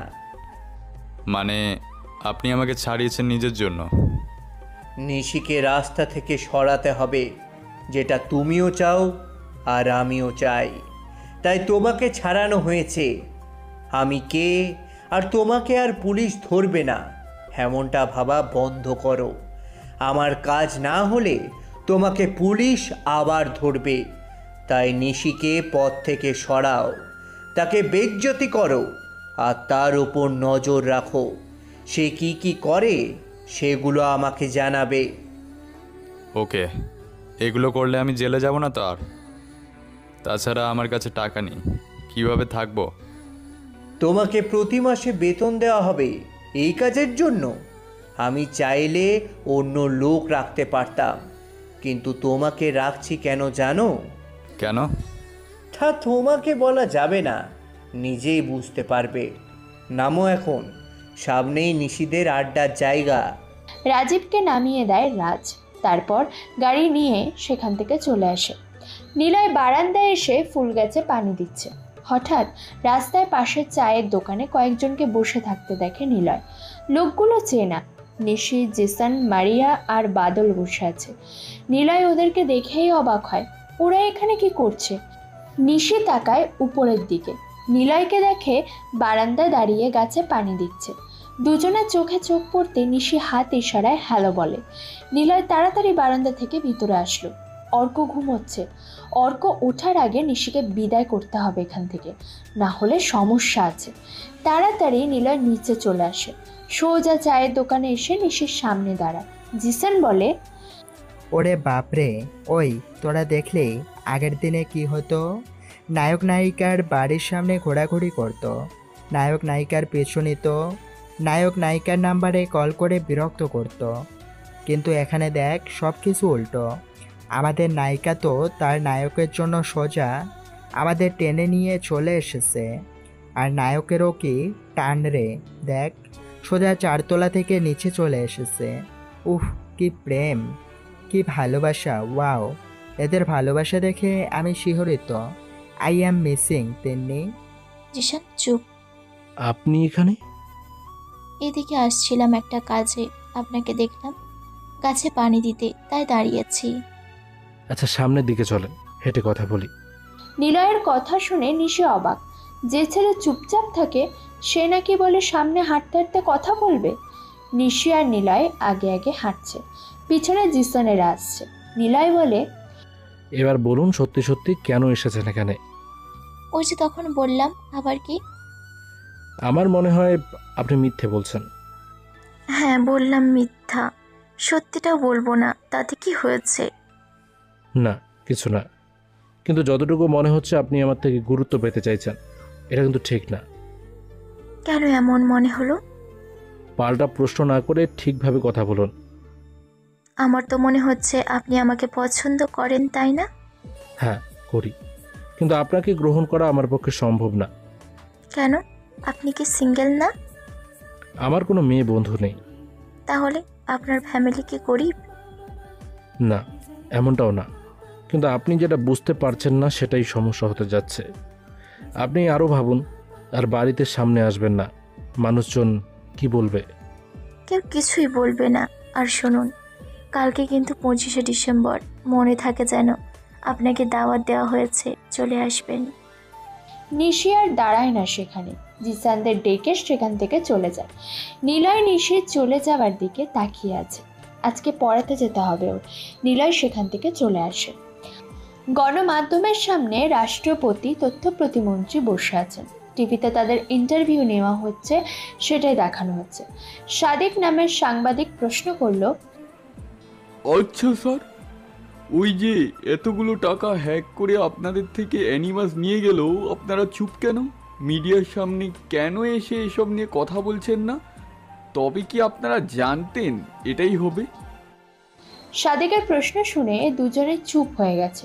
বড় বড় অফিসারেরা এখানে আছে, কি বলবে বুঝতে পারছে না। তাদের অ্যাকাউন্ট অনেকগুলো, আর সেই অ্যাকাউন্টে কোটি কোটি টাকা পড়ছে। কিন্তু এত টাকা ওদের অ্যাকাউন্টে কি করছে? কিভাবে এলো এত টাকা? আর কেনই বা তারা চুপ? নাজিম প্রশ্ন করলো, আপনারা উত্তর দিন। তবে কি আমরা ধরে নেব যে আপনাদের মতো মন্ত্রীরা আমাদের মতো জনগণের টাকা হাতিয়ে ঘুষ বা 2 নম্বরি করে টাকা নিজেদের অ্যাকাউন্টে ঢুকিয়ে বড়লোক হয়েছে? যদি না হয় তাহলে এর হিসেব আমাদেরকে দেন। কেন হাজার হাজার কোটি টাকা আপনাদের অ্যাকাউন্টে আছে? কোথা থেকে এলো এত টাকা? সাংবাদিকদের একের পর এক প্রশ্নে দুজন দেশের বড় মন্ত্রীরা একদম চুপ হয়ে গেছে। আগে সাংবাদিকেরা এতটা প্রশ্ন করার সাহস পেত না, কিন্তু এখন ওদের পিছনে অ্যানিমাস আছে, আর অ্যানিমাসের দ্বারাই সবাই এখন সঠিক তথ্য প্রচার করতে শুরু করেছে। এখন খারাপ লোকেরা কোথায় যাবে? রাষ্ট্রপতি ফারাদ বলে, দেখুন, বিষয়টা এমন না। আমাদের অ্যাকাউন্টে যা টাকা আছে সেগুলো সরকারের কাজের জন্যই, জনগণের সেবার কাজেই লাগবে। কিন্তু এগুলো সরকারি অ্যাকাউন্টে থাকা প্রয়োজন না। আর যতটুকু খোঁজ জানা গিয়েছে, আপনাদের অ্যাকাউন্ট সে সমস্ত ব্যাংকে করা, যে সমস্ত ব্যাংকে কালো টাকা রাখার কাজে ব্যবহৃত হয়। অ্যানিমাস আপনাদের সব অ্যাকাউন্টের খবর কিভাবে রাখে, আর কত অ্যাকাউন্টের মালিক আপনারা, সব কিছু হিসাব এক্ষুনি দিন। পুরো দেশ এখন তোলপাড়।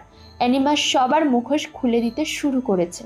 দেশের সব মন্ত্রীরা এখন ভয়ে আছে। খালি মন্ত্রীরা না, দেশের যারা বড় বড় পর্যায়ে আছে তারাও ভয়ে আছে। এখন ওদের কি হবে? মন্ত্রীদের গার্ড এসে সাংবাদিকদের সরিয়ে দেয়, কারণ এই টাকার হিসাব তাদের কাছেও নেই।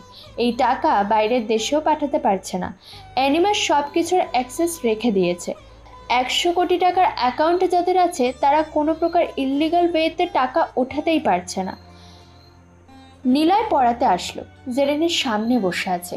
জেরিন তাকে অনেকগুলো মেসেজ করেছে, নিলয় একটারও রিপ্লাই করেনি। জেরিনের সামনে বসতে জেরিন প্রশ্ন করলো, টিচার, আপনি কেন মেসেজ সিন করেননি? কতগুলো মেসেজ করেছি জানেন? ফোনের কাছে তেমন থাকি না, ফোন আমার লাগেই না, তাই। তাই বলে আমার মেসেজও দেখবেন না? কত মেসেজ করেছি জানেন? ধর, আপনি কেমন জানো? কেমন? উপপাদ্যের মতোই বিরক্তিকর। আচ্ছা, এখন সেই উপপাদ্যটাই করো। জেরিন রেগে গেছে। জেরিন নিলয়কে পছন্দ করে, কিন্তু স্টুডেন্ট হয়ে কি আর জেরিন এসব বলতে পারে? কিছু সময় অঙ্ক করার পর জেরিন প্রশ্ন করলো, টিচার, আমার কেমন লাগে? সুন্দর। না মানে, আমাকে আপনার কেমন লাগে? আপনার কাছে আমি কেমন? ভালো। আরে বোঝাতে চাচ্ছি, আমাকে পছন্দ করার মতো কি কিছু দেখেন না? মানে আমাকে আপনার পছন্দ হয়? হ্যাঁ হয়। ভালো মতো অঙ্ক করে দাও, পছন্দ তো হবেই। উফ, আমার দিকে তাকান তো। আমার মুখের দিকে তাকিয়ে বলুন, আমি দেখতে কেমন? সুন্দর। খালি সুন্দর? অনেক সুন্দর। তাহলে আমাকে পছন্দ করেন? চুপ, অঙ্ক করো, বাজে বকো না। জেরিন চুপচাপ বসে আছে, অঙ্ক করছে না। নিলয় উঠে দাঁড়িয়ে বলে, আজকে থাক, অন্যদিন এসে এখান থেকে পড়াবো। নিলয় বের হতে যাবে, তখনই জেরিন বলে, কালকে আসবেন, আপনার দাওয়াত রইল। নিলয় না তাকিয়ে চলে আসে। ড্রয়িং রুমে এসে দেখে জেহান সাহেব বসে আছে। নিলয়কে দেখেই ডাকলেন। নিলয়কে বলে, কি ব্যাপার, তোমাকে আজ মুড অফ মনে হচ্ছে? না স্যার, ঠিক আছে তো। আচ্ছা, কালকে সন্ধ্যায় তুমি আসবে? আমাদের তো অনেক বড় উৎসব হবে বাড়িতে। জানো তো, এই এলাকায় সবচাইতে বড় পরিবার, বড় বাড়ি হলো আমাদেরই। এখানে আমাদের সব কিছুর অনুষ্ঠান হয়, আর পুরো উৎসবতে যতগুলো ইউনিয়ন আছে তার মধ্যে অর্ধেকের বেশি ইউনিয়নই তো আমাদের জন্য। তোমাদের ওই ধোপাপাড়া থেকেও লোক আসবে, তুমিও এসো। আচ্ছা স্যার, আসবো। এখন যাই। আর শোনো, জেরিন নাকি ক্লাসে এখন ভালো পড়াশোনা করছে, তুমি যেন পড়ানো বাদ দিবে না। ঠিক আছে স্যার। নিলয় বের হয়ে আসে। আজকে নিশিকে দেখতে পায় না। নিলয় দ্রুত চলে যায় সেখান থেকে। বাড়ির সামনে কোনো একজনকে দেখতে পায় ঘুরঘুর করতে। লোকটা হলো রাজীব, কিন্তু নিলয় রাজীবকে চেনে না। নিলয় বাড়ি থেকে বের হয়ে হাঁটা ধরল। রাজীব আসে পাশে, নিলয়কে বলে, এই যে ভাইয়া, শুনবেন? হ্যাঁ বলুন। এটা না চেয়ারম্যানের বাসা? হুম। আপনি কি চেয়ারম্যানের পরিচিত? না, জেহান স্যারের পরিচিত। ও, কি করেন আপনি? চেয়ারম্যানের বোনকে পড়াই। রাজীব আর কোনো কথা বলল না। সে অন্য রাস্তা দিয়ে চলে যায়। নিলয় রাজীবের চলে যাবার দিকে তাকিয়ে থাকে। নিলয় আর অর্ক বসে আছে। অর্ক কম্পিউটারের সামনে বসে আছে, আর নিলয় ওয়াশরুম থেকে এসে বিছানায় বসলো। অর্ককে কম্পিউটারে বসে থাকতে দেখে নিলয় বলে, ওই তোকে না বলেছি আমার কম্পিউটার ধরবি না? রেডি হয়ে নে, এক জায়গাতে যেতে হবে। কোথায়? আমি যাকে পড়াই তাদের বাসায়, ইনভাইট আছে, পাঞ্জাবি পর। আচ্ছা ঠিক আছে। আর শোনো, 5 জনের ডিটেলস ফাইল রেডি। কি করব? ওটা আলমারির ভেতরে রেখে দে, কেউ যেন খুঁজে না পায়। ঠিক আছে। কিছু সময় পর ওরা দুজন রেডি হয়ে নেয়। নিলয় ম্যাজেন্টা কালারের একটা পাঞ্জাবি পরে আর অর্ক পরে কালো রঙের পাঞ্জাবি। দুজনে অটোতে করে জেহানদের বাড়ির সামনে আসলো। বাড়ির পাশে যে বড় মাঠ ছিল, সেই মাঠের এক প্রান্তে একটি গির্জা, আর সেই মাঠেই হচ্ছে খ্রিস্টানদের সবচাইতে বড় উৎসব বড়দিন। নিলয় আর অর্ক মাঠের মধ্যে হাঁটছে। হঠাৎ জিসান আসলো নিলয়ের সামনে। নিলয় ব্রো, আমার সাথে চলুন। কোথায়? ভয় নেই, আপনার সাথে ছেলেটা আমাদের সাথে থাকবে, ঘুরবে, চলুন। জিসানের সাথে নিলয় যেতে থাকে। গির্জার পিছনে একটি সুন্দর জায়গা, এখানে ভিআইপিদের জন্য বসার জায়গা। নিলয়কে সেখানে দিয়ে জিসান চলে আসে। নিলয় চারপাশে দেখতে থাকে। ফুল, রঙিন কাগজ, বেলুন দিয়ে পুরো মাঠ সাজানো হয়েছে। সামনে অনুষ্ঠানও হচ্ছে। নিলয় চারপাশ দেখতে দেখতে একটা জায়গাতে এসে থামে। তখনই কে যেন ওর হাত ধরে একটা রুমে নিয়ে যায়। রুমের ভিতরে অনেকগুলো ফুল রাখা। নিশিকে দেখতে পায় নিলয়ের সামনে দাঁড়িয়ে আছে। নিশি আজকে শাড়ি পরেছে, লাল একটি শাড়ি পরা, চুলগুলো খোলা। খোলা চুলে দ্বিতীয়বার দেখলো নিলয় নিশিকে। নিশিকে যথেষ্ট সুন্দরী লাগছে। নিলয়কে বলে, টিচার, আমাকে দেখতে কেমন লাগছে বলেন তো? নিলয় কথা বলতে পারে না, বুকের ভিতরটা কেমন কেঁপে উঠছে বারবার। নিশিকে এতটাই সুন্দরী লাগছে যে নিলয় চোখই সরাতে পারছে না নিশির দিক থেকে। নিলয়ের দৃষ্টি বুঝে নিশি হাসতে থাকে। কি সুন্দর হাসি! সৃষ্টিকর্তা যেন নারীদেরকে সব সৌন্দর্য দিয়ে সৃষ্টি করেছেন। নিশি তার বড় প্রমাণ। নিলয় চোখ সরাতেই পারছে না নিশিকে এতটা সুন্দর লাগছে বলে। পলকহীন চাহনি দিয়ে চেয়ে আছে নিলয়। নিশি নিলয়ের চোখের সামনে তুড়ি বাজিয়ে বলে, এই যে মিস্টার টিচার সাহেব, কি দেখছেন এভাবে? আপনাকে, আপনি যে এতটা সুন্দর তা কখনো ভাবিনি। এবার বলেন, পছন্দ হয় আমাকে? হুম। আচ্ছা শোনেন, আপনাকে আমি অ্যাক্সিডেন্টের আগে থেকে পছন্দ করি। আপনি কে, কোথায় থাকেন, কি করেন, কোনো কিছু না জেনেই ভালোবাসতে শুরু করি। সেদিন আমার লোকেরা আপনার সাথে খারাপ আচরণ করেছিল। সেদিনের পর থেকে আপনাকে নিয়ে ভাবতে থাকি। আপনাকে নিয়ে ভাবতে ভাবতে একটা আলাদা ভালো লাগা চলে আসে আমার মনে। তারপর তো অ্যাক্সিডেন্টে আপনি দেবদূত হয়ে এসে আমাকে বাঁচালেন। আপনাকে অপছন্দের কোনো কারণ দেখি না। আপনাকে আমি ভালোবেসে ফেলেছি, আর আমার মনে হয় আমার ভালোবাসা গ্রহণ করার মতো যথেষ্ট কারণও আছে। ফিরিয়ে দেওয়ার কিছুই দেখছি না। এখন বলেন, আপনি কি আমাকে ভালোবাসবেন? আমি বলছি না এখনই এসব এক্সপেক্ট করতে। আমি বলছি ভাবুন, ভেবে তারপর অ্যান্সার জানাবেন। কিন্তু আশা করি আনসারটা যেন হ্যাঁ হয়। নিলয় চুপ হয়ে দাঁড়িয়ে থাকে। চোখ দিয়ে নিলয়ের পানি গড়িয়ে পড়ছে। নিশি নিলয়ের হাত ধরল। ছেলেটাকে এভাবে কাঁদতে দেখে নিশির খারাপ লাগে। নিশি বলে, আচ্ছা, কান্না করবেন না, আমাকে গ্রহণ করতে হবে না, সমস্যা নেই, আমি নিজেকে মানিয়ে। নিশিকে পুরো কথা বলতে দেয় না নিলয়। নিশিকে সে জড়িয়ে ধরে শক্ত করে। নিশিকে জড়িয়ে ধরে নিলয় আস্তে গলায় বলে, আমি আপনাকে ভালোবাসি সেই প্রথম দিন থেকেই, যেদিন থেকে আপনার সাথে আমার ধাক্কা লাগে। কিন্তু আপনাকে ভালোবাসা যাবে, কিন্তু আপনি আমার হবেন না। নিশি অবাক হয়। তারপর নিলয় নিশিকে জড়িয়ে ধরে। নিশি অবাক হয়, এই প্রথম কোনো ছেলে তাকে জড়িয়ে ধরেছে। ভিতর থেকে বারবার কেঁপে কেঁপে উঠছে নিশি। নিশি যেন হক চকিয়ে গিয়েছে। নিলয় নিশিকে ছেড়ে দেয়।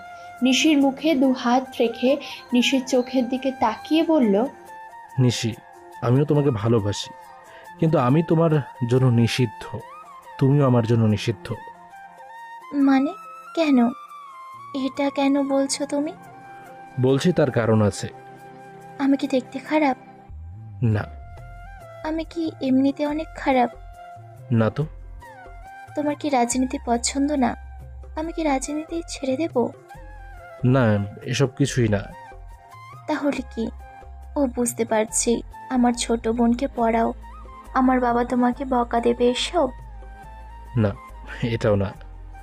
তাহলে কেন আমি তোমার জন্য নিষিদ্ধ? কেন আমরা একে অপরের আবদ্ধ হতে পারবো না? কিসের বাধা? নিশির কথা শুনে নিলয় কিছু বলল না। নিশির হাত ধরল নিলয়। নিচের দিকে তাকিয়ে থেকে নিশির হাত ছেড়ে দেয় সে। কিছুটা দূরে সরে এসে নিলয় নিশির দিকে তাকিয়ে বলে, কারণ আমি মুসলিম। তোমাকে ভালোবাসার আগে জানতাম না তুমি খ্রিস্টান। আমার তোমার ধর্ম আলাদা। নিলয়ের কথা শুনে নিশি অবাক। এত বড় একটা কথা নিশি শুনবে কখনো কল্পনাও করেনি। ওর আঙ্কেল যদি জানে নিশি কোনো মুসলিম ছেলের সাথে রিলেশনে আছে, নিশির অবস্থা যেমনই হোক, সে ছেলের অবস্থা কি হবে সেটা ভেবেই নিশি বড় একটা ঢোক গিল। নিশির চোখ দিয়ে অনবরত পানি পড়ছে।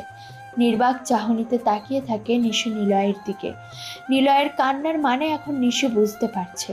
নিলয় আরও বলে, তুমি হয়তো ভেবেছিলে আমি খ্রিস্টান। তোমার বাবা ঠিকই বলেছে।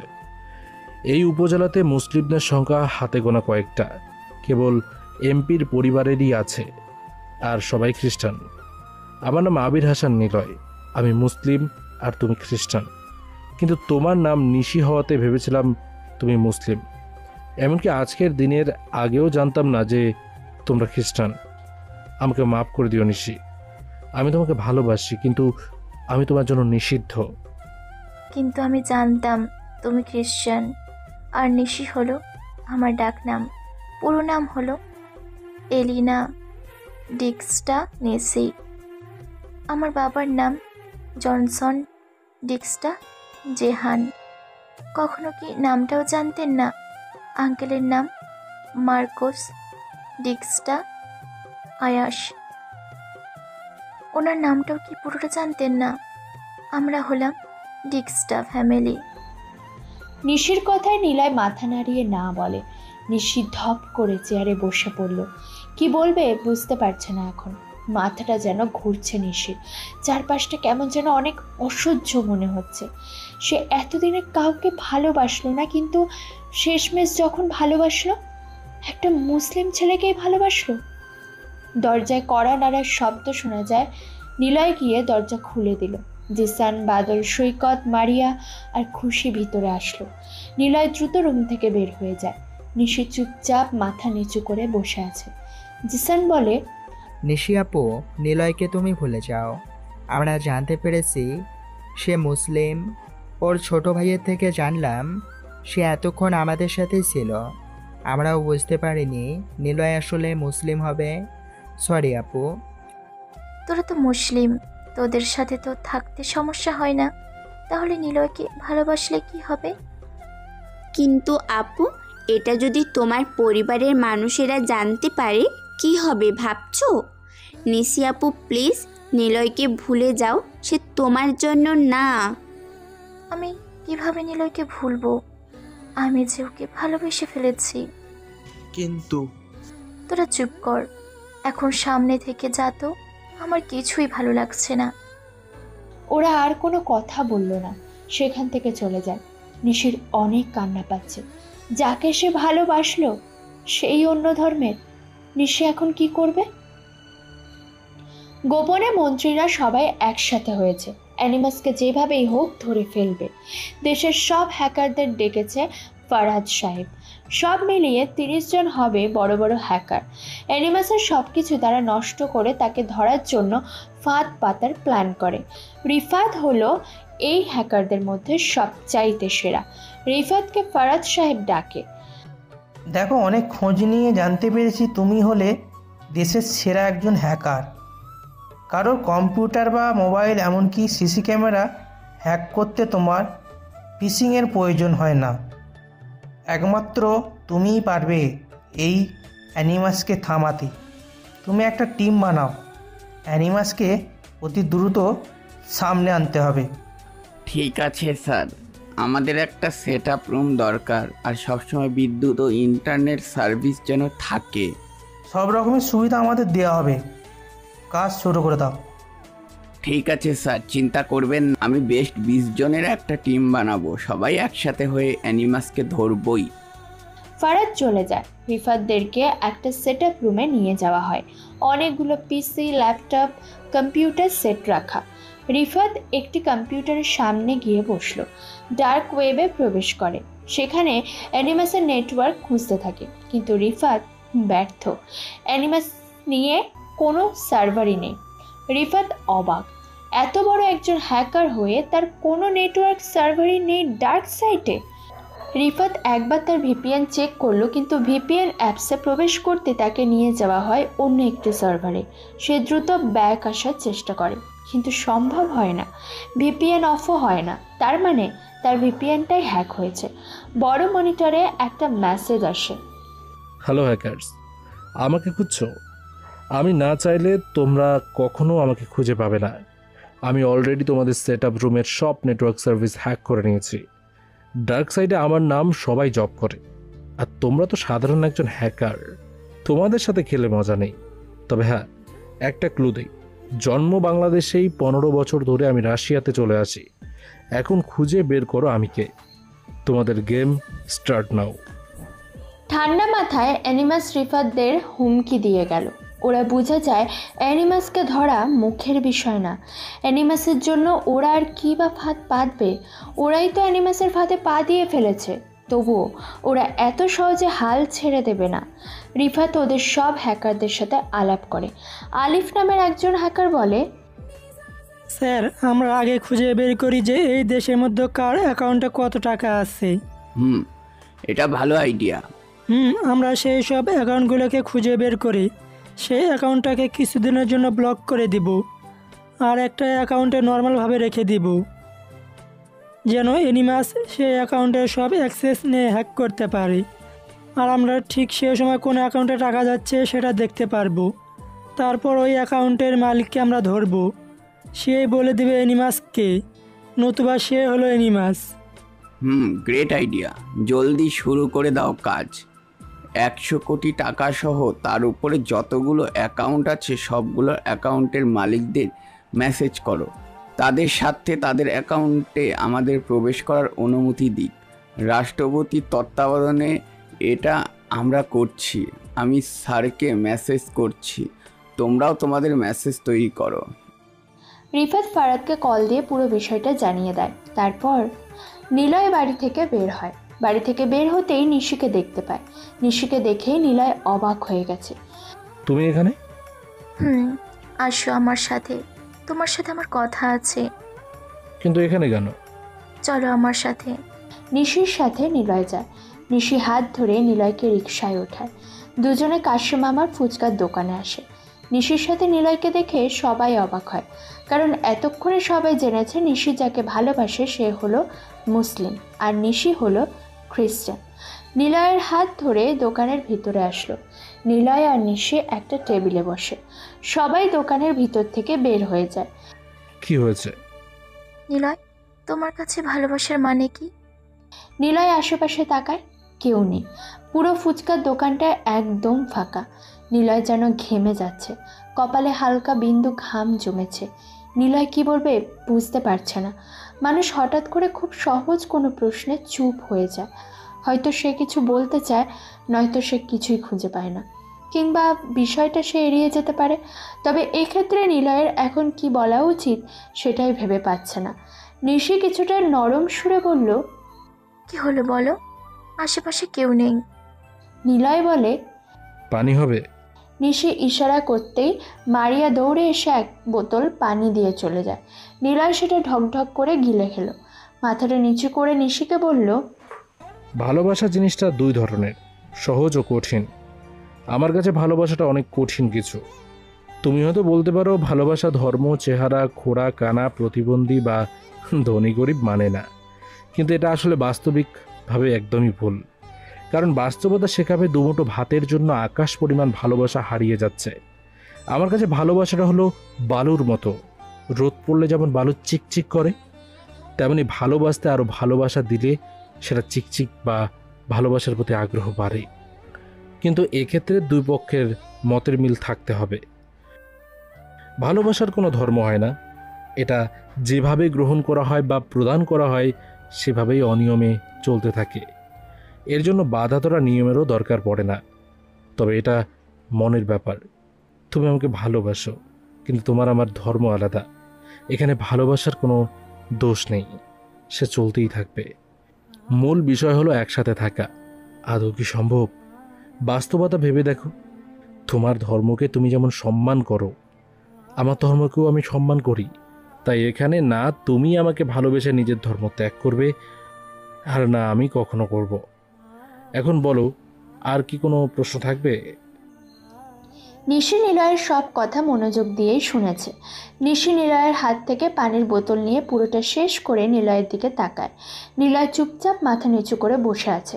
নিশি জোরে একটা শ্বাস নিয়ে বলে, নিলয়, ভালোবাসা এতটাও কঠিন না, খুব সহজও না। আর তবে আমার কাছে সহজ বিষয়। যদি বলি আমি তোমার জন্য সব ছেড়ে দেব, তোমাকে পেতে চাই সব কিছুর বিনিময়ে, তাহলে তুমি কি বলবে? যদি বলি আমি তোমার সাথে সব কিছু ভাগ করে থাকতে চাই, তুমি কি থাকতে দেবে? যদি তোমাকে পাওয়ার জন্য আমি বেঁচে থাকা অবধি সংগ্রাম করতে পারবো, তখন কি করবে? নিলয়ের যেন অবাকের শেষ নেই। এভাবে নিলয়কে কেউ চাইবে সেটা নিলয় ভাবতেও পারেনি। নিলয় এখন কি করবে বুঝতে পারছে না। নিলয়ের হাত ধরল নিশি। নিশি বলে, নিলয়, তুমি শুধু আমার পাশে থাকো, আমি তোমাকে ভালোবাসবো সব সময়, একসাথে আমরা থাকবোই। আচ্ছা, কিন্তু তোমার ফ্যামিলি? সেটা পরে দেখা যাবে। ওরা দুজন সবাইকে ডাকে। সবাই এসে ফুল ছড়িয়ে যায়। নিশি অনেক খুশি, সে নিলয়কে পেয়েছে। আয়াস সাহেবের পাশে নিশি বসে আছে। নিশিকে নিয়ে জনতহবিল করেছে আয়াস সাহেব। এই তহবিল থেকে প্রতি মাসে প্রতিটা পরিবারকে খুব অল্প মূল্যে প্রয়োজনীয় দ্রব্য সামগ্রী দেওয়া হবে। আয়াস সাহেব এই প্রকল্প উদ্বোধন করে মিডিয়ার সামনে এসে বলে, আমি সবসময় জনগণের পাশে ছিলাম এবং এখনও থাকবো। আমার ক্ষমতার প্রয়োজন নেই, আমার প্রয়োজন মানুষের ভালোবাসা। আপনারা যারা এই উপজেলাতে আছে সব পরিবারকে খুব অল্প মূল্য নিতে প্রয়োজনীয় জিনিস প্রদান হবে। তাই এই জন্য একটা কার্ড বানানো হবে।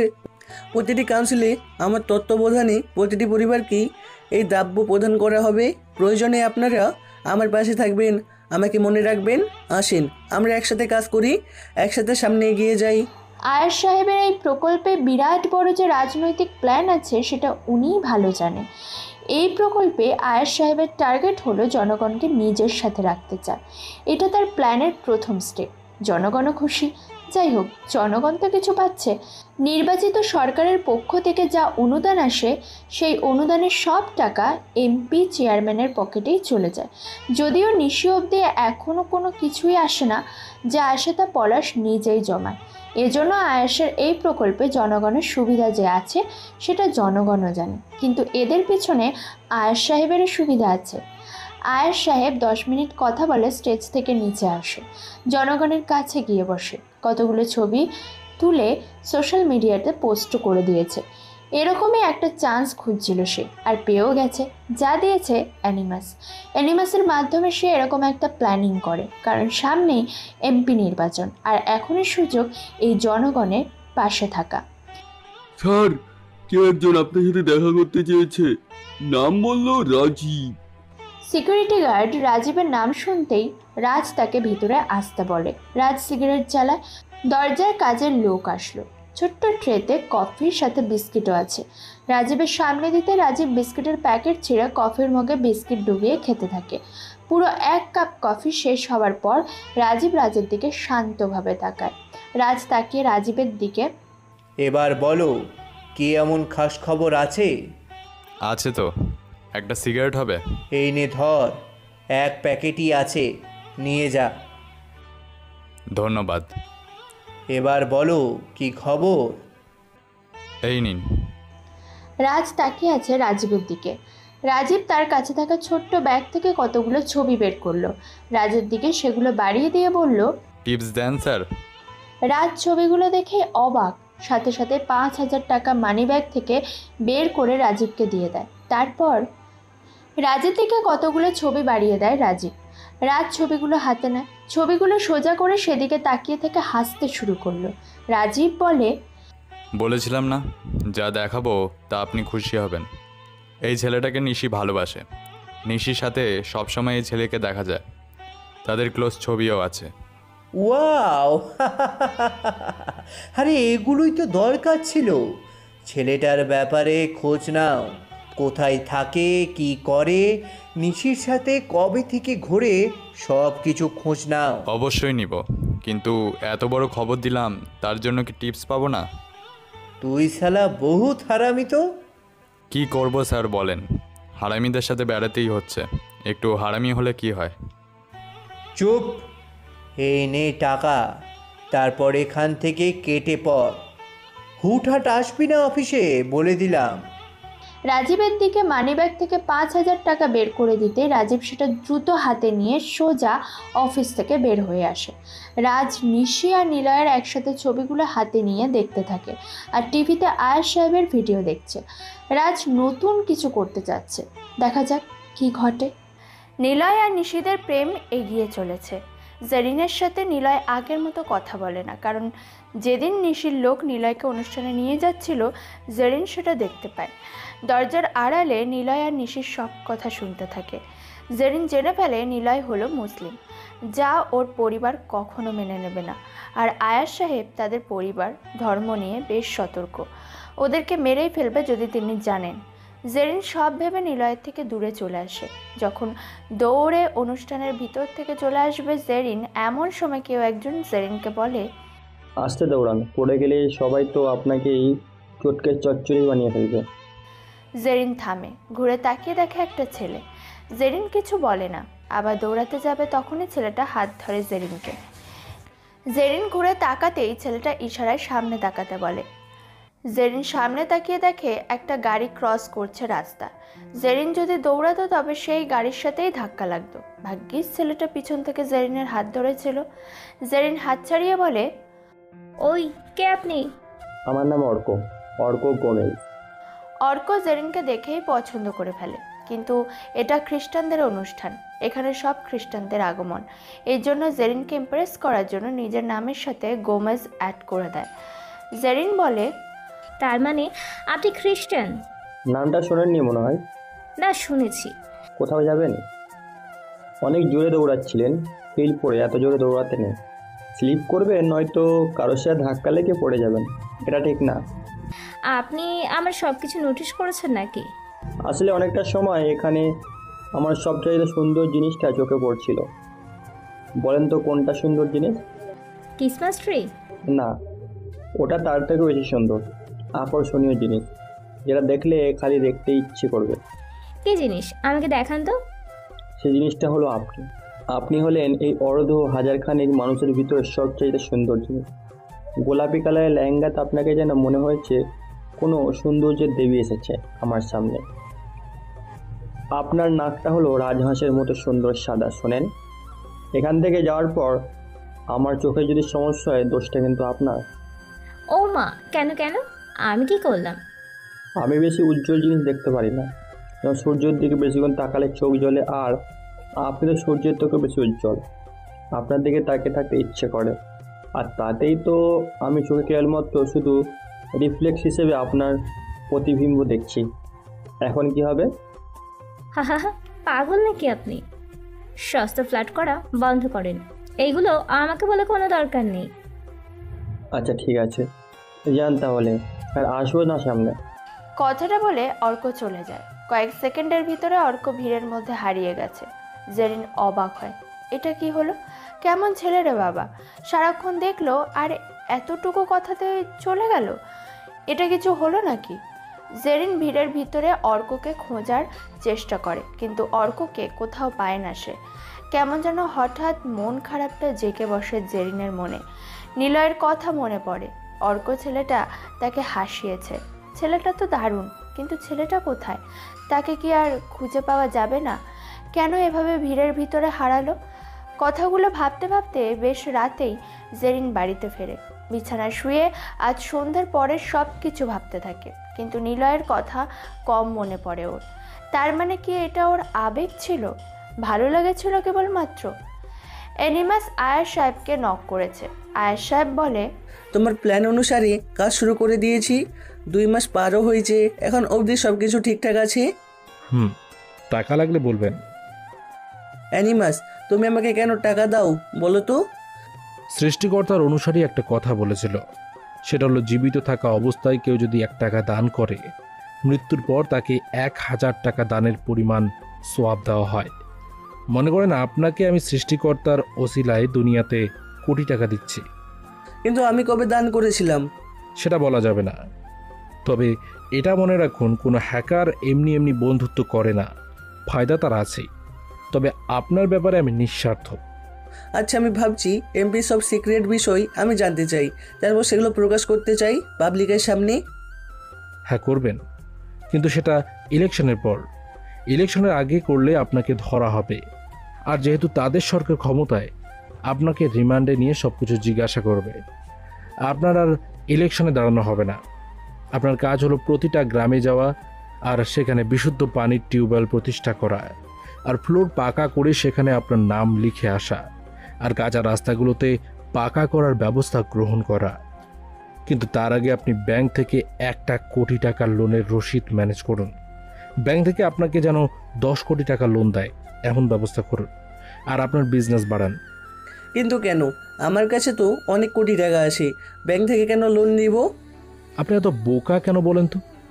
আপনার কাছে এত টাকা আছে, সেই টাকা আপনার টেক্সটাইল বিজনেস থেকে এসেছে। কত টাকা এসেছে সেখান থেকে? খুব জোর 5 কোটি। কিন্তু এই প্রকল্পে 100 কোটি লাগবে। ব্যাংক থেকে আপনি যখন কোটি টাকার লোন নেবেন, পেপারস যখন আপনার কাছে থাকবে, তখন যদি এসে আপনাকে ধরে আর বলে যে আপনি যে রাস্তা পাকা করেছেন, উপকার করেছেন, টাকা কোথায় এত আপনার, সব হিসেব কোথায় দেখান, তখন আপনি ব্যাংক থেকে লোন নেওয়ার সব পেপারস দেখাবেন। আপনাকে তারা আর কিছুই বলবে না। ওরা ভাববে যে না, আপনি নিজের টাকার পাশাপাশি ব্যাংক থেকে লোন নিয়েও বড় প্রকল্প তৈরি করেছেন। কিন্তু যদি ওরা বলে যে কেন করেছি এটা নিজের লস করে? আপনি জনগণকে ভালোবাসেন, তাই দেখাতে চান যে এমপি বা মন্ত্রী না হয়েও মানুষের পাশে দাঁড়ানো যায়। আপনাকে খেলতে হবে মনুষ্যত্বের আবেগ নিয়ে, তবেই তো এমপি হতে পারবেন। আপনার পরিচিতি বাড়াতে হবে। বুঝে গিয়েছি, আর বলতে হবে না। এবার পলাশ বুঝবে যে আমি ওর জন্য একটা কাটা হয়ে আসছি। এনিমাস আর কিছু বলল না। আয়াস সাহেব এনিমাসের সাথে কথা বলেই অনেক খুশি। নিলয় রুমে বসে নিশির সাথে চ্যাট করছে। হঠাৎ নিশি বলে, নিলয়, তোমাকে অনেক দেখতে ইচ্ছে করছে, একটু বাসার সামনে আসবে? এখন রাত প্রায় 1টা বেজে গিয়েছে। এত রাতে তোমাদের বাসার সামনে যাব? তোমার আঙ্কেল দেখলে মারবে আমাকে। কেউ জানবে না, আসো প্লিজ। কালকে দেখা করি। না না, এখনই আসতে হবে। এখনই মানে এখনই। অগত্যা নিলয় রেডি হয়। অর্ক বলে, কোথাও যাও এত রাতে? নিশির সাথে দেখা করতে। আমিও যাবো, লেটস গো। না, 5 জনের ফাইল জমা দিতে বলেছিলাম, সেটা করেছিলি? অনেক আগেই করেছি। চলো না ভাইয়া, একসাথে যাই। আচ্ছা। বাড়ির বাইরে আসে ওরা দুজন। কোনো গাড়ি নেই। নিলয় আর অর্ক হাঁটতে হাঁটতে প্রায় 1 ঘন্টা হাঁটার পর নিশিতের বাড়ির সামনে আসে। নিশি 2 তলাতে থাকে। নিলয় নিশিকে কল দেয়। নিশির সাথে সাথে বারান্দায় এসে দাঁড়ায়। নিলয় ল্যাম্পপোস্টের নিচে দাঁড়িয়ে আছে। নিশি ভিডিও করে, নিলয়ও ভিডিও করে। অর্ক সামনে এসে নিশিকে হাই দেয়। নিশিও মুচকি হেসে হাই দেয়। নিশি কল দেয়। হ্যালো, বাইরে থাকো, আমি আসছি। এই না না, কেউ যদি দেখে কি হবে বুঝতে পারছো? এসো না। চুপ, দাঁড়াও। নিশি রুম থেকে বের হয়। সিঁড়ি দিয়ে যখন নামতে যাবে তখনই পেছন থেকে জেরিন বলে, আপু এত রাতে তুমি চোরের মতো করে কোথায় যাও? ওই তুই চমকাই দিলি। মানে অন্যদিন তো ভয় পাও না, তাহলে আজকে হঠাৎ ভয় পেলে কেন? আসলে তোর টিচার এসেছে, ওর সাথে দেখা করতে যাচ্ছি। আমিও যাব, আর এত রাতে তোমাকে বাইরে একা যেতে দেবো না। মাকে ডাকবো? চুপ কর বই, আয়, কিন্তু কোনো শব্দ করবি না, শয়তান মেয়ে। ওকে দাঁড়াও, জুতা নিয়ে আসি। নিলয় পায়চারি করছে। অর্ক চুপচাপ নিলয়ের পায়চারি গুনছে। 41, 42, 43। ওই থাম তো। আচ্ছা ভাইয়া, নিশি আপুর কোনো ছোট বোন নেই? থাকলে দেখা যাচ্ছে আমরা একসাথে এখানে আসতে পারতাম পরের বার। এই মার খাবি, চুপচাপ বসে থাক। বলেছিলাম না রুম থেকে, কেন আসছিস? তোমার পাইচারি করা দেখতে। বললাম এতক্ষণে কতগুলো পাইচারি করছো। ওই চুপ, এরপর আর কিছু বলিস না। প্রেমে পড়িস না তো, বুঝবি না অপেক্ষা করাটাও একটা ভালোবাসা। হঠাৎ ওরা গেট খোলার শব্দ শুনতে পায়। দারোয়ান বাইরে আসে। নিলয় আর অর্ক উঠে দাঁড়িয়েছে। নিলয় দারোয়ানকে দেখেই বলে, অর্ক পালা, দৌড় দে। ঠিক তখনই নিশি বলে, ওই পালাও কেন, আমি আছি তো। নিশি দারোয়ানের পিছন থেকে বের হয়। নিলয় বুকে ফু দিয়ে স্বস্তির নিঃশ্বাস ফেলে নিশির সামনে এসে দাঁড়ায়, কিন্তু দারোয়ান গেট বন্ধ করে না। আরও একজন বের হয়। জেরিন বের হলো। জেরিনকে দেখে নিলয় চমকে ওঠে। স্টুডেন্টস আসছে তার আপু আর টিচারের প্রেম দেখতে। হায় হায়, নিলয় যেন দৌড়ে পালাতে পারলেই বাঁচে। তবে জেরিনকে দেখে নিলয়ের পিছনে দাঁড়ানো অর্ক তো অবাক। জেরিন বেরিয়ে নিলয়কে দেখছিল। হঠাৎ পাশ থেকে কেউ একজন হাত তুলে হাই দিতে দেখে। জেরিন সেদিকে তাকায়। সেই ছেলেটা না, যাকে সে বড়দিনের উৎসবে দেখেছিল, সে এখানে কেন? নিশি নিলয়দের কাছে আসে। নিলয়ের হাত ধরে বলে, চলো সামনে হাঁটি। ওই জেরিন, এবার রুমে যা, অনেক ঠান্ডা পড়েছে। না আপু, আমিও যাব। অর্ক জেরিনের সাথে থাক। নিলয়ের কথা শুনে অর্ক তো এক লাফে জেরিনের কাছে আসে। নিলয় আর নিশি দুজনে আগে আগে হাঁটে। নিলয়ের হুডির পকেটে হাত দিয়ে হাঁটছে নিশি। নিলয় বলে, জেনকে কেন আনলে? ও দেখে ফেলেছে আসার সময়, পিছু লাগছে, তাই আনতে হলো। সে কি জানে আমাদের রিলেশনের কথা? হ্যাঁ, শুরু থেকেই ওকে সব বলেছিলাম। আচ্ছা, কোথায় যাব? শীত পড়েছে অনেক, কাশেম মামার ফুচকার দোকানে যাব। শীতের ভেতরে গরম গরম চটপটি ফুচকা খাবো। হায় রে পাগড়িটা আমার। ওরা দুজন গল্প করতে করতে যাচ্ছে। পিছনে 5 হাত দূরে পাশাপাশি হাঁটছে অর্ক আর জেরিন। জেরিন বলল, আপনি আমার টিচারের কি হন? আপনার টিচার মানে নিলয় ভাইয়া আপনাকে পড়ায়? হ্যাঁ, আপনি জানেন নাকি? আর ও তো আমার ভাইয়া হয়। কি তার মানে আপনি মুসলিম? নিলয় আমার পাড়াতো ভাইয়া। আমার মায়ের সাথে ওর মায়ের ভালো সম্পর্ক ছিল। ও তাই বলেন? কেন কেন, আপনিও কি আমার পকেটে হাত গুজে হাঁটার চিন্তা করছেন? একদমই না। মন্দও তো না, আমি কিছু মনে করব না, হাঁটতে পারেন। নয়তো আমার হাতের মধ্যে হাত দিয়ে হাঁটতে পারেন। খুব শখ, তাই না? কারণ আপনি তো আমাকে ভিড়ের ভিতরে খুঁজেছিলেন, তাই না? আপনি জানেন, তাহলে সামনে আসেননি কেন? আপনাকে দূর থেকে দেখছিলাম, আর আপনি তো বললেন চলে যেতে, আমি কি করব? কেউ কোনো কথা বলল না। মোড় বাজারে আসে ওরা 4 জন। কাশেম মামার দোকান বন্ধ। নিশি পকেট থেকে ফোন বের করে কাশেম মামাকে কল দেয়। এত রাতে ওনাকে ডাকবে? শোনো মিস্টার টিচার, শীতের রাতে গরম গরম চটপটি ফুচকা খাওয়ার মজাটাই আলাদা। আর আমরা তো কাপাল, আমাদের জন্য তো এটা আরও স্পেশাল। 3-4 বার রিং হয়। কাশেম মামা ফোন ধরে। নিশি তাকে দোকান খুলতে বলে। নিশির জন্য কাশেম মামা সব কিছু করতে পারে। উনি প্রায় কাঁপতে কাঁপতে এসে দোকান খুলল। নিলয় আর নিশিকে দেখে তিনি হাসলেন। খুশিতে যেন ওনার মুখ হাসিতে ভরে গেছে। পাশে জেরিন আর সেদিনের সেই ছেলেটাকেও দেখতে পায়। দোকান খুলতেই বলে, এত রাতে আসছো? আচ্ছা, ভিতরে আসো তোমরা। নিলয়কে নিয়ে নিশি দোকানের ভিতরে আসে। এক কোণাতে গিয়ে বসে দুজন। নিলয়ের গায়ে চাদরও ছিল। নিশি সেটা নিয়ে দুজন এক চাদরের ভিতরে গা ঘেঁষে ঘেঁষে বসে। নিশি নিলয়ের কাঁধে মাথা রাখে। এক হাত জড়িয়ে বসে আছে সে, আর নিলয় নিশির গায়ে চাদর দিয়ে পেঁচিয়ে রাখে। অর্ক আর জেরিন ওদের দিকে তাকিয়ে আছে। তারপর ওদের দু টেবিলে চটপটি আর ফুচকা দিয়ে যায় কাশেম মামা। অর্ক জেরিনের দিকে তাকিয়ে আছে। জেরিন ফুচকা নিতে চাইছিল, তখনই অর্ক একটা ফুচকা হাতে নিয়ে জেরিনের দিকে বাড়িয়ে বলে, মিস জেরিন, তোমাকে নিয়ে আমার কল্পনা শুনবে? তোমাকে দেখার পর আমি হারিয়ে গিয়েছিলাম আমার চেনা জানা মানুষের নিকট হতে সহসা। আমি আনন্দে পাগল হয়েছিলাম। আত্মীয় বন্ধু সবার কাছে হঠাৎই হাস্যম্পদ তোমাকে দেখার পর। মনে আমার কখনো ঈর্ষা ছিল না লোভ। এখন পাপ এসে আমার রাতের ঘুম নষ্ট করে দেয়। তোমাকে দেখার পর তোমার কাছে যেতে ভয়ে আমি আড়ষ্ট হয়ে যাই। কথা বলতে গলা শুকিয়ে কাঠ হয়ে যায়, তবুও চোখ বুজে আজ বলবই ভালোবাসার কথা। তোমাকে ভালোবাসি। অর্কের কথা শুনে জেরিন অবাক। কি সুন্দর করে প্রপোজ করলো ফুচকা বাড়িয়ে দিয়ে জেরিনের দিকে। জেরিন একবার অর্কের দিকে তাকায়, আরেকবার মুচকি হাসে। কি করবে বুঝতে পারছে না। কেমন যেন একটা খুশি ভাব সারা মনে বয়ে যেতে থাকে, কিন্তু পরক্ষণে ভাবে সব কিছু ঠিক থাকবে কিনা। নিশির কথা মনে পড়ে, আপু যদি পারে আমিও কেন পারবো না। জেরিনা দেরি করে না, তাড়াতাড়ি অর্কের হাত থেকে ফুচকাটা নিয়ে মুখে পুরে দিয়ে চিবিয়ে বলে, গ্রহণ করলাম, কিন্তু আমাকে কখনো মিথ্যা বলা যাবে না, সবসময় সত্য বলতে হবে। আমার কাছে কিচ্ছু লুকানো যাবে না। ঠিক আছে, সব কিছুতে রাজি। ওরা চারজন ফুচকা খেতে থাকে। ওদিকে জামিলা গোমেজ উঠেছে ওয়াশরুমে যাওয়ার জন্য, কিন্তু উঠে দেখে রুমের অ্যাটাচ বাথরুমে তার হাজব্যান্ড আছে। সেজন্য তার ছোট মেয়ে জেরিনের রুমে আসে, কিন্তু রুমে এসে দেখতে পায় জেরিন নেই। জামিলা বেগম ওয়াশরুম ব্যবহার করে নিশির রুমে যায়। নিশিও রুমে নেই। দুটো মেয়ে যে কোথায় গেছে খুঁজতে থাকে সারা বাড়ি, কিন্তু কোথাও কেউ নেই। দারোয়ানের কাছে আসে জামিলা।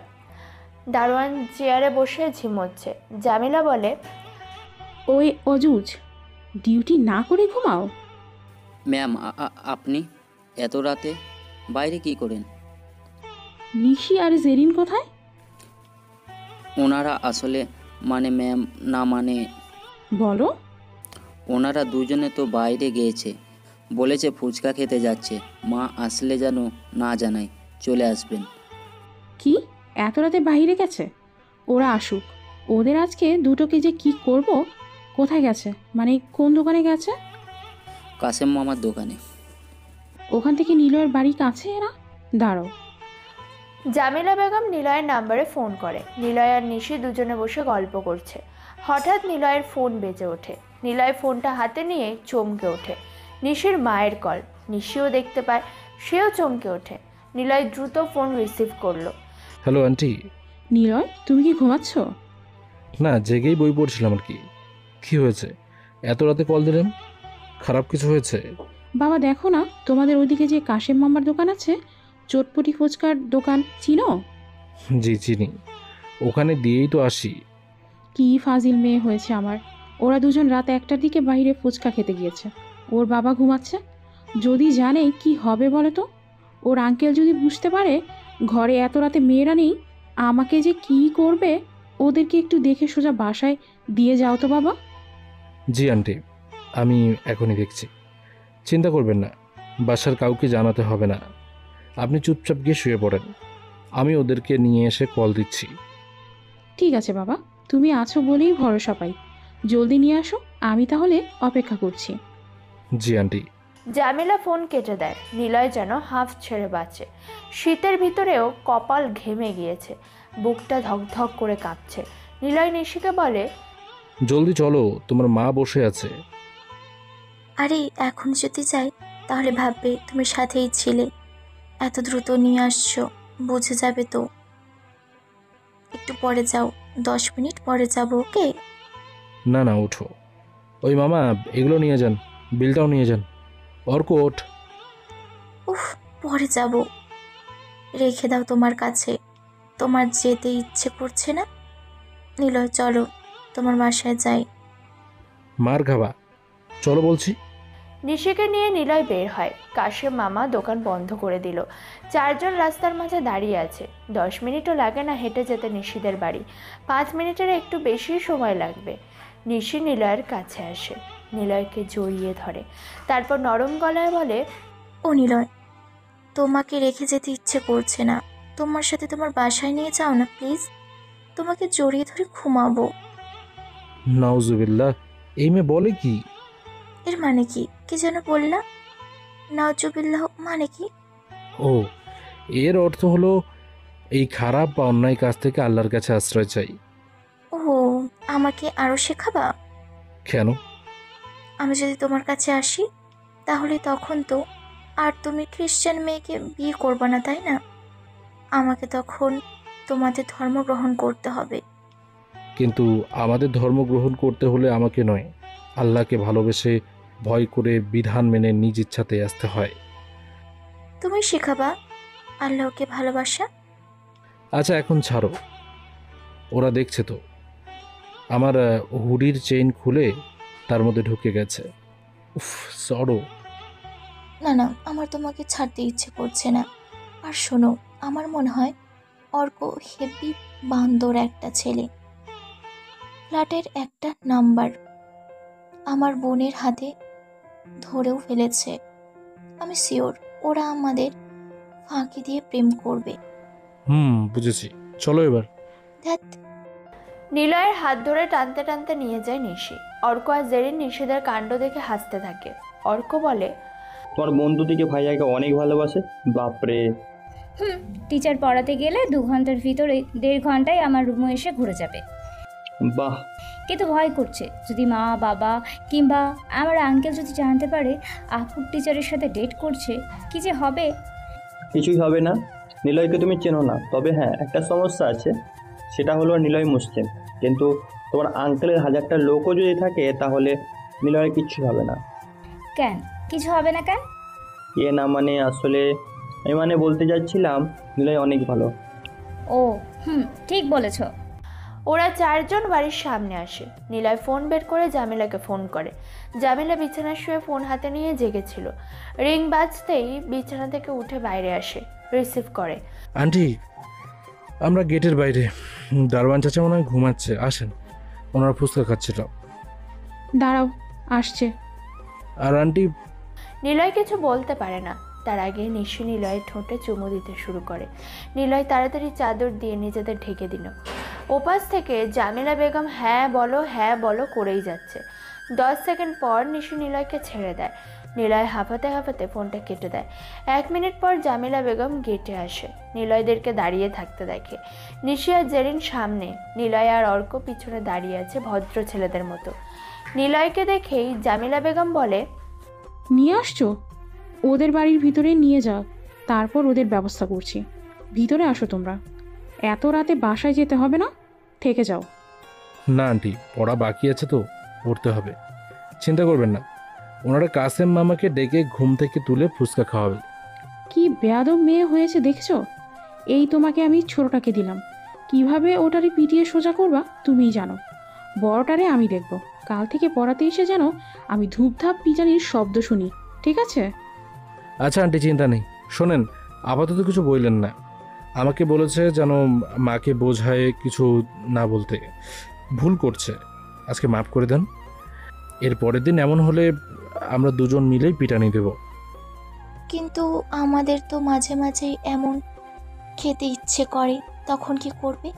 তাহলে বলে দাও তোমার প্রিয় মেয়ের, তোমার পছন্দের টিচারকে, যেন সে এসে আমাদের ফুচকা খাওয়াতে নিয়ে যায়। তাহলে তোমার কোনো টেনশন থাকবে না। নাহলে তুমি যাবার সাথে, আর না হয় আমরা একা গেলে কিছু বলতে পারবে না, বলে দিলাম। একটা চর দিব ফাজিল মেয়ে, মুখে মুখে কথা বলিস। আন্টি চিন্তা নেই, এবার ঘরে যান। ঠিক আছে বাবা, সাবধানে যেও। ওটা কে? ও, এটা আমার কাজিন, ও আমার সাথেই থাকে। একা আসবো ভাবছিলাম, পরে মনে হলো ওকে সাথে নিয়ে যাই, যদি রাস্তায় ঝামেলা হয়। বা ভালো ছেলে তো তুমি। যাও বাবা, সাবধানে বাসায় যেও। আর হ্যাঁ, এরপর যদি ওরা এমন করে তাহলে তোমাকে কল করব, এসে নিয়ে যেও। রাত বেরাতে ওরা কথা শোনে না। আমার হয়েছে যত জ্বালা, রাস্তায় কি না কি যদি ঘটে যায়। হ্যাঁ, তুমি এসে ওদেরকে নিয়ে যেও, আবার রেখে যেও, কেমন? তাহলে আর কোনো চিন্তা নেই। আমি মানে আচ্ছা। জামিলা আর নিলয় কথা বলছে। নিশি জামিলার পিছনে দাঁড়িয়ে নিলয়ের দিকে তাকিয়ে জিভ বের করে ভেঙচি দিচ্ছে। নিলয় খুব কষ্টে মুখে সিরিয়াস ভাবে এনে জামিলা বেগমের সাথে কথা বলে, কখনো কখনো মাথা নিচু করেও নিচ্ছে।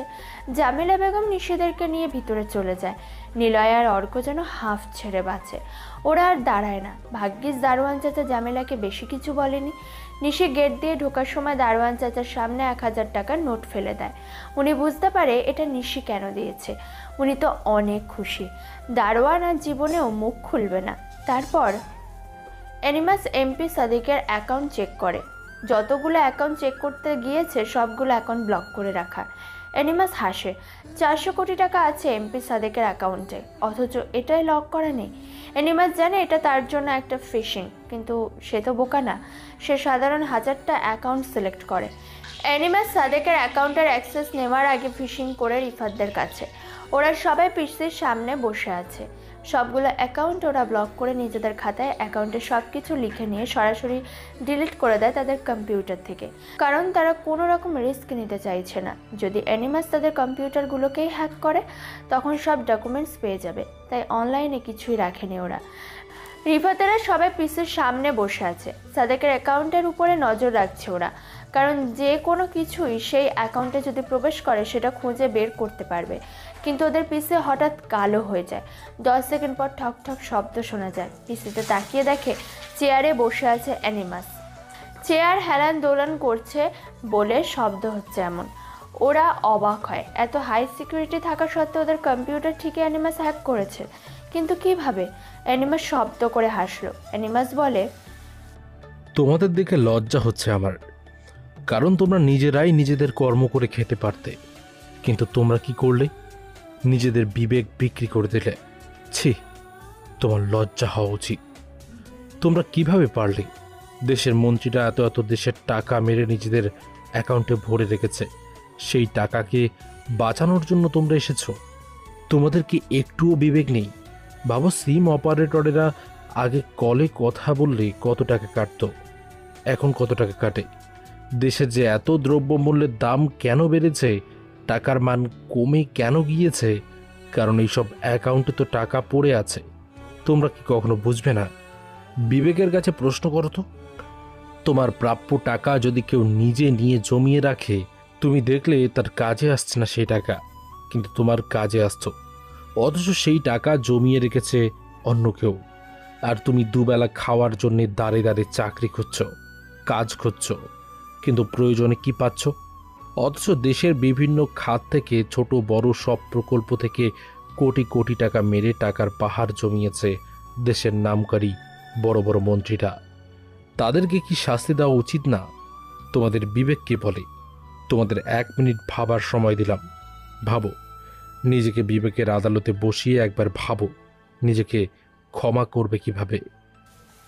অ্যানিমাস কথাগুলো বলে স্ক্রিন থেকে চলে যায়। আগের মতোই হয়ে যায় স্ক্রিন, কিন্তু সবাই তাকিয়ে আছে একে অপরের দিকে। কি করবে বুঝতে পারছে না। এভাবে 1.5 মিনিট পার হয়ে যায়।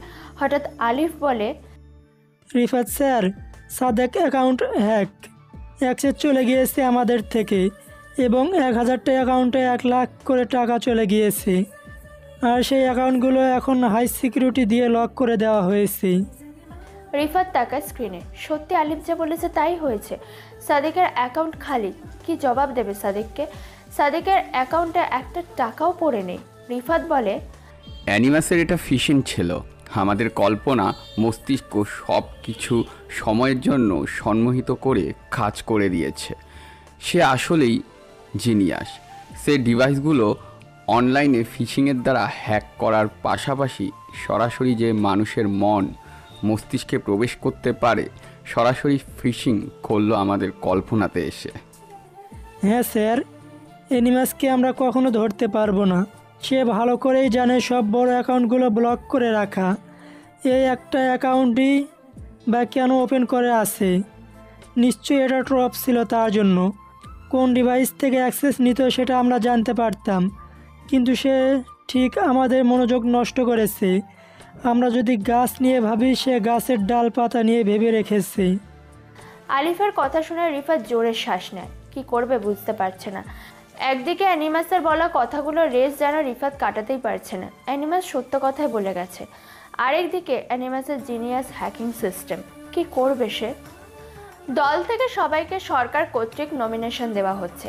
এমপি নির্বাচন হতে যাচ্ছে এবার, অর্থাৎ সংসদে আসন নির্বাচনের লড়াই। অনেকে অনেক জায়গা থেকে নমিনেশন পেয়েছে, কিন্তু পলাশ আবার নমিনেশন পায়নি। উপর থেকে পলাশের নমিনেশন বন্ধ করে দেওয়া হয়েছে, সাথে আরও কতগুলো এমপিদের নমিনেশন বন্ধ। আর স্বরাষ্ট্রমন্ত্রীকে প্রধানমন্ত্রী বহিষ্কারও করেছে। হঠাৎ করে কি করে হয়ে গেল কেউ বুঝলো না। আয়াস, নিশি আর ওর সব লোকেরা দাঁড়িয়ে আছে দলীয় কার্যালয়ের সামনে, কিন্তু একের পর এক সাংবাদিক জানিয়ে চলেছে স্বরাষ্ট্রমন্ত্রীর পদ থেকে বরখাস্ত করা হয়েছে কবিরকে। সবাই অবাক, হঠাৎ করে পলাশ বরখাস্ত, সাথে তাকে এবং তার পরিবারের কিংবা তার নেত্রীদের কেউ নমিনেশন পাবে না। হঠাৎ এমন চমকপ্রদ বিষয়টা ঘটলো কিভাবে, কে করলো, কিছুই মাথায় আসছে না। দলীয়ভাবে নমিনেশন কয়েকজন পেলেও আয়েশকে ডেকে নমিনেশন দেওয়া হয়। আয়েশ নমিনেশন পেয়ে অনেক খুশি। আয়েশ ভাবে নিশি সব কিছু করেছে। আয়েশ নমিনেশন পেপার নিয়ে নিশির কাছে এসে বলে, সব কিছু হয়েছে তোমার জন্য, তোমার প্রতি আমি কৃতজ্ঞ। কিন্তু আঙ্কেল, আমি তো কিছুই করিনি। হঠাৎ করে এরা বরখাস্ত হলো কেন? কিছুই তো বুঝতে পারছি না। তার মানে তুমি বরখাস্ত বিষয়ে কিছুই করোনি? না আঙ্কেল। আয়েশ সাহেব কিছু বলে না, মনে মনে অ্যানিমাসের কথা ভেবে খুশি হয়। কারণ যেহেতু নিশি করেনি কিছু, তাহলে নিশ্চয় অ্যানিমাস করেছে, আর অ্যানিমাসে সব কিছু করতে পারে। আচ্ছা, মিষ্টি কেন? তো সবার জন্য আজকে পুরো উপজেলাতে মিষ্টি বিতরণ করা হবে। ঠিক আছে আঙ্কেল। নিশি তার লোকদেরকে নিয়ে চলে আসে। পুরো টিভিতে আজকে যারা যারা পদে থাকা সত্ত্বেও নমিনেশন পাননি, আবার বরখাস্ত হয়েছে, তাদেরকে হাইলাইটস করে দেখানো হচ্ছে। নিশিও বুঝতে পারছে না এভাবে ওরা জিতে যায় কিভাবে। কোনো ঝামেলা নেই, বিষয়টা নিশির হজম হচ্ছে না। হঠাৎ জিসান আসে, নিশিকে বলে, এটা কিভাবে সম্ভব? তুমি যদি বারান্দায় দাঁড়াও, তোমার অনুমতি ছাড়া তোমার সামনে থেকে ভিডিও আপলোড করে রিলস বানায়, কেমন লাগবে?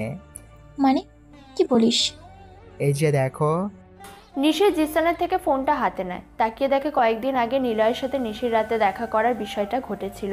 নিশি বারান্দায় দাঁড়িয়ে কলে কথা বলছিল, নিলয়ও রাস্তায় দাঁড়িয়ে কথা বলছিল। নিশি নিলয়কে ভিডিও করে, আর নিলয়ও তো নিশিকে ভিডিও করেছিল।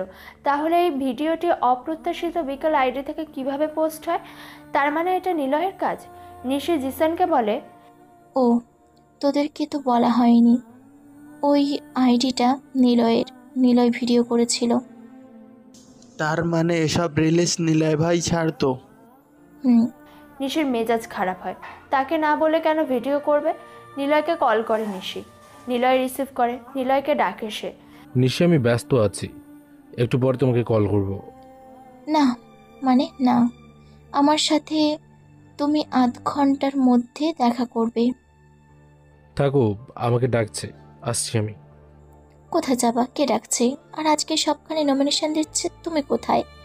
অনেক জায়গাতে ঝামেলা। নিলয় ফোন কেটে দেয়। কি আজব, নিশির মুখের উপরে নিলয় ফোন কেটে দিয়েছে। নিশির মেজাজ খারাপ হচ্ছে। সে জিসানকে বলে, গাড়ি স্টার্ট দে তো, নিলয়ের বাসায় যাব। আচ্ছা। ওরা 6 জন বাইক নিয়ে নিলয়ের বাড়ির দিকে আসতে থাকে। কবির, রাজ আর পলাশ বসে আছে। কবির পায়চারি করছে, হাতে মদের গ্লাস। কি করবে বুঝতে পারছে না। প্রধানমন্ত্রী মেহরাব সাহেব কেন তাদের দুজনকে পার্লামেন্টারি দল থেকে বহিষ্কার করলো? কেন এমন কিছু ঘটলো কিছুই বুঝতে পারছে না। কবির বলে, এসব কি নিশি করেছে? আমার সেটাই মনে হয়। আমাদের পদ থেকে বহিষ্কার হয়েছে নিশির জন্য। ওই নিশিকে পেলেই মেরে ফেলবো আমি। ওকে, চলো এক্ষুনি তুলে নিয়ে আসি। সালামকে খবর দাও, কসাই সালাম নিশিকে পেলে ডাইরেক্ট মারতে বলো। স্যার, একটু রিল্যাক্স। আপনারা অনেক খেয়ে ফেলেছেন, একটু মাথা ঠান্ডা করুন। কি ঠান্ডা করব? কত বছর ধরে ক্ষমতাতে ছিলাম জানো? স্যার, নিশিকে শেষ করার জন্য আমার কাছে অনেক ভালো একটা প্ল্যান আছে। নিশির কিছু সিক্রেট আমি জানি। নমিনেশন তো পাইনি তো কি হয়েছে? বাবা, তুমি নমিনেশন ছাড়াই দাঁড়াবে, আর ভোট কেন্দ্রে মানুষজনকে কিভাবে পাঠাতে হবে সেই ব্যবস্থা আমি করব। আর হ্যাঁ, যদি হেরেও যায় তবুও নিশি শেষ হবে। ওর চাচা তো নমিনেশন পেয়েছে, সে যদি পাশ করে তাহলে তার উপর নিশির জন্য একটা ঝড় আসতে যাচ্ছে। কি করবি তুই?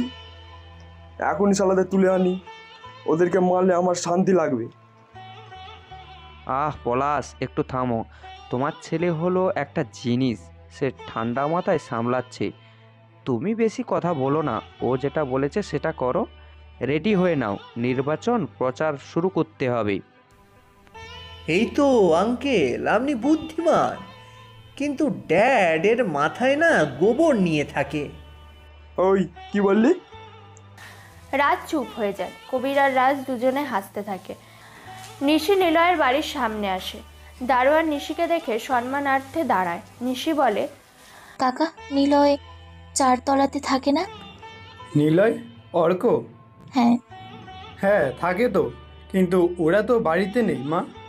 ওরা দুজন আজকে অনেক সকালে বের হয়েছে, একটা গাড়ি এসেছিল, সেই গাড়িতে করে ওরা দুজনে চলে যায়। গাড়ি কোন সময় হবে? তা প্রায় 7টার দিকে। ও আচ্ছা কাকা, ধন্যবাদ। নিশির আরও রাগ বাড়ে। নিলয় সকাল থেকে ফোন করেনি। জেরিনকে কল করে নিশি। হ্যাঁ আপু বলো। ওই অর্কের সাথে কথা আছে তোর? না আপু, কালকে রাতে বলেছিল সারাদিন কখন কথা হবে জানি না। নীলয় ভাইয়া একটা কাজ দিয়েছে, সময় পেলে কথা বলবো। মানে আজকে সারাদিন বিজি থাকবে সে। কেন আপু, কি হয়েছে? না কিছু না। আচ্ছা অর্ক, ফোন করলে আমাকে জানাস তো। আচ্ছা আপু। নিশি সেখান থেকে চলে আসে। কি করবে সে বুঝতে পারছে না।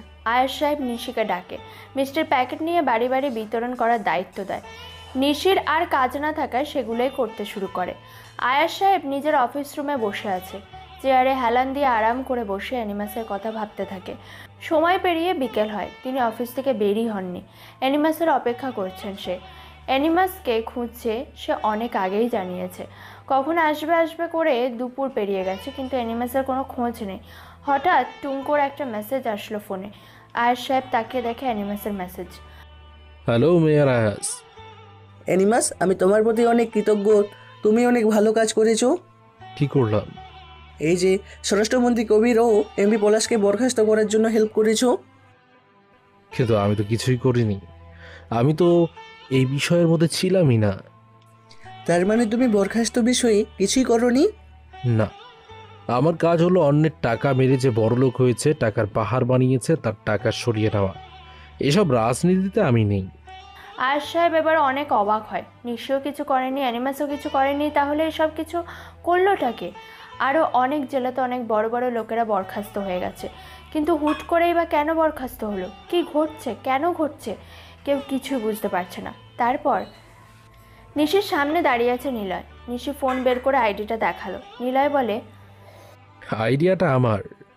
আসলে তোমাকে অনেক আগে থেকেই ভালোবাসতাম, কিন্তু আমাকে বলনি কেন? সুযোগ হয়নি। আচ্ছা সরি। ওকে। আজকে সারাদিন কোথায় ছিলে? বাড়িতে গিয়েছিলাম। আমাকে বলে কেন যাওনি? সকাল সকাল তোমার জন্য গাড়ি পাঠিয়েছি। অর্কের মা বাবা ওরা বড় লোক আছে, সেজন্য ওর ছেলেকে নিতে পাঠিয়েছিল, সাথে আমিও গিয়েছিলাম। ও আচ্ছা ঠিক আছে, এখন থেকে কোথাও গেলে আমাকে বলে যাবে। আর 2-3 দিন পর নির্বাচন, আমি অনেক ব্যস্ত থাকবো। আচ্ছা সমস্যা নেই। এভাবে 2-1 দিন চলে যায়। আগামীকাল নির্বাচন। রাজ তার সব লোকদের জানিয়ে রেখেছে কালকে যেন কেউ ভোটের মাঠে না যায়। ওরা নিজেরাই ভোট দেবে। সবাই যে যার মতো করে কাজে নেমে পড়ে। নিশি তার অফিস অর্থাৎ কাশেম মামার ফুচকার দোকানের সামনে দাঁড়িয়ে। ওর সামনে 50 জন ছেলেপুলে দাঁড়িয়ে আছে। নিশি সবাইকে বলে, আমার জন্য একদিন কাজ করলে সেই একদিনের জন্য প্রত্যেকেই 20,000 করে টাকা দেওয়া হবে, সাথে থাকবে বিশেষ পুরস্কার। আমাদের এবার পাশ করতেই হবে। পলাশের কাজ থাকবে জনগণকে ভোট কেন্দ্রে না পাঠাতে, আর লোকেরা ভোট চুরি করে তাকে আবার নির্বাচিত করবে। আমাদের আরও ছেলের দরকার, আর যদি ওদের ছেলেরা সামনে পড়ে ডিরেক্ট অফার করবা তোমরা, আমার কাছে নিয়ে আসবে। তাদেরকেও টাকা দেব আমার হয়ে কাজ করলে। সবাই কাজে লেগে পড়ো। নিশির কথা মতো ওর সব লোকেরা পুরো উপজেলার সব জায়গাতে ছড়িয়ে পড়ে। নিশির সামনে পলাশের যত লোক পড়েছে সবাইকে তার হয়ে কাজ করার অফার দেয়। অনেকে নিশির অফারে রাজি হয়ে তার জন্য কাজ করে। এলাকাবাসীদের ভোট কেন্দ্রে পাঠানোর দায়িত্ব নিশি নিজে নেয়। কোনো প্রকার ঝামেলা হবে না সেটার গ্যারান্টিও নিশি দেয়। থানা থেকে সব পুলিশদের কেন্দ্রে ছড়িয়ে যেতে বলে। নিশি তার প্ল্যান অনুসারে ওর লোকদের পুলিশি ড্রেস পরিয়ে কেন্দ্রের বাইরে অবস্থানও করতে বলে। পরের দিন নির্বাচন শুরু হয়। নিশি প্রায় 500 জন লোকেরা পুরো ইউনিয়নে ছড়িয়ে ছিটিয়ে যায়। নিশিও থেমে থাকে না, নিশির সাথে নিলয়ও থাকে। একসাথে সব কেন্দ্র ঘুরে ঘুরে দেখতে থাকে নিশি। লোকজনেরা যে বাধা দিচ্ছিল কেন্দ্রে আসতে, নিশি তাদের সব কটাকে উঠিয়ে নিয়ে যায়। 15 বছর পর দলে দলে মানুষ কেন্দ্রে প্রবেশ করে। সবাই মহাখুশিতে ভোট প্রদান করে। আর ভোটগুলো পড়ে আয়েশ সাহেবের কলস মার্কাতে। একদিকে নির্বাচন চলছে, অন্যদিকে রাজ সাধারণ জনগণদের উপর অত্যাচার চালাচ্ছে। তবে সেটা নিশির অজান্তেই, কিন্তু সেটা বেশিক্ষণ স্থায়ী থাকেনি। নিশি সেটাও বন্ধ করে দেয়।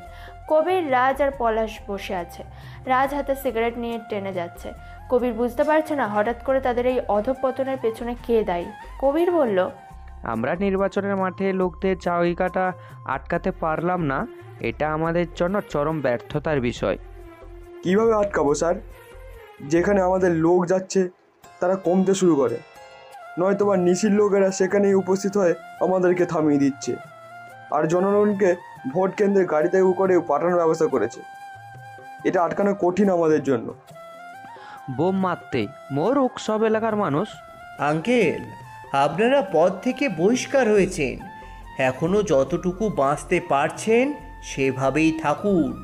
জেলের ভেতরে গেলে আপনাদেরও ছাড়বেও না। তাই বড় স্টেপ নিতে হলে ভাবতে হবে। নিশি আমার প্ল্যান আটকে দিয়েছে, কিন্তু ও জানে না এখনো যে ওর ওপর দিয়ে কোন ধরনের ঝড় আসতে যাচ্ছে। এটা সে সামলাতে পারবে না। মানে কোন ঝড়? কি করতে চাও তুমি? আমার কাছে কয়েকটা ছবি আর ভিডিও আছে। সময় মতো আয়াসের সাথে মিটিং করে সেগুলো দেখাবো। তারপর কাজটা সেই করে দেবে। আমাদের কাজ থাকবে আয়াসের সাথে ও লোক হয়ে তারা কাজ করবে। তারপর ওর নাম করে এলাকা লুট করা। এভাবে ওর পতন ঘটিয়ে আমরা আবার ক্ষমতায় আসবো। আরে বাহ, এ হলো তো আসল প্ল্যান। এটা করতে সময় লাগবে, কিন্তু এটা করতে পারলে আমাদের কোনো চিন্তাও নেই। তোমার প্ল্যানে যদি নিশি আয়াসের কাছে না আসে তাহলে ধরে নাও আয়াস শেষ। ওকে যেভাবে ইচ্ছে নাচাবো। সময় মতো শট বলে ছক্কা মারতে হয়। ওরা 3 জন নির্বাচনে হাঁটতে চলেছে, তবুও ওরা চিয়ার করছে ড্রিঙ্কস হাতে নিয়ে। বোঝা যাচ্ছে এটা তাদের বিরাট বড় প্ল্যান। ঝামেলার সময় যারা শান্ত থাকে বোঝা দরকার তারা পরবর্তীতে বিরাট কিছু করতে যাচ্ছে। নির্বাচন শেষ হয়। রাত 8টার দিকে জানানো হয় কে কত ভোট পেয়েছে। আয়েশ সাহেব বিপুল পরিমাণ ভোটে জয়লাভ করে শরীফনগরে এমপি হয়ে যায় আর নিশিকে বানিয়ে দেয় মেয়র। নিশি সোজা চেয়ারম্যান থেকে মেয়র হয়ে যায়। নিশি এখন চেয়ারম্যান সহ মেয়র হয়ে এলাকা পুরো নিজেদের হাতে নিয়ে রাখে। নিশি তার আঙ্কেলের থেকে অনেক কোটি টাকা আনে। তার লোকদের এক এক করে সেই টাকাগুলো প্রদান করে। নিশির সাথে কদিন কাজ করে ওরা এক একজন 50,000 টাকা করে পেয়েছে। কিন্তু আয়েশ সাহেব এত কোটি টাকা কোথায় পেল? নিশি বেশ রাতে বাড়িতে ফেরে। জামিলা নিশিকে ডাক দেয়। নিশি চুপি চুপি তার রুমে যাচ্ছিল, কিন্তু হঠাৎ ড্রয়িং রুমের আলো জ্বলে ওঠে। তাকিয়ে দেখে জামিলা বসে আছে। নিশিকে বলে, চেহারার কি হাল করেছিস একবার দেখেছিস? এই করেই কি জীবন পার করবি তুই? বিয়ে শাদী করা লাগবে না? রাজনীতি থেকে চলে আয় বলছি। এটা আমার পছন্দ না। বিয়ের বয়স পার হচ্ছে, তোর কি কোনো ভাবনা চিন্তা নেই? এই কদিন না খেয়ে চেহারার কি হাল করেছিস? বাড়িতে আজ 4 দিন হলো আসলি। কি সমস্যা? হ্যাঁ, চিন্তা হয় না? এসব বাদ, বিয়ের জন্য প্রস্তুত হ। মা, কি হলো তোমার? কেন এমন করো? তুমি না আমার সেরা মা। সরি, আর রাত করব না কখনো। যিশু প্রমিস। আচ্ছা ঠিক আছে, যা খাবার খাবি এখন। মা, ফুচকা বানাও না, ফুচকা খেতে ইচ্ছে করছে। পারবো না, রাতে এখন, কালকে। কিন্তু এখন তো ইচ্ছে করছে। যদি আমার কিছু হয় তখন কি করবা? মনে মনে বললাম না, ইস, মেয়েটা ফুচকা খেতে চাইছিল। একটা চড় দিব, যা কাশেম মামার দোকান থেকে খেয়ে আয়। সত্যি মা? আরে দাঁড়া, জেরিনকেও সাথে নে, রাত তো। আচ্ছা মা। ওই দাঁড়া, নিলয়কে কল করি, এসে নিয়ে যাক। আজকে নির্বাচন শেষ হলো, রাস্তাঘাটে কী না কী ঝামেলা হবে, কোনো রিস্ক নিতে চাচ্ছি না। রেডি হ, আমি কল করে নিলয়কে আসতে বলি। ঠিক আছে, ফ্রেশ হতে গেলাম। নিশি দৌড়ে চলে যায়। নিলয়ের কথা শুনে নিশি অনেক খুশি। তারপর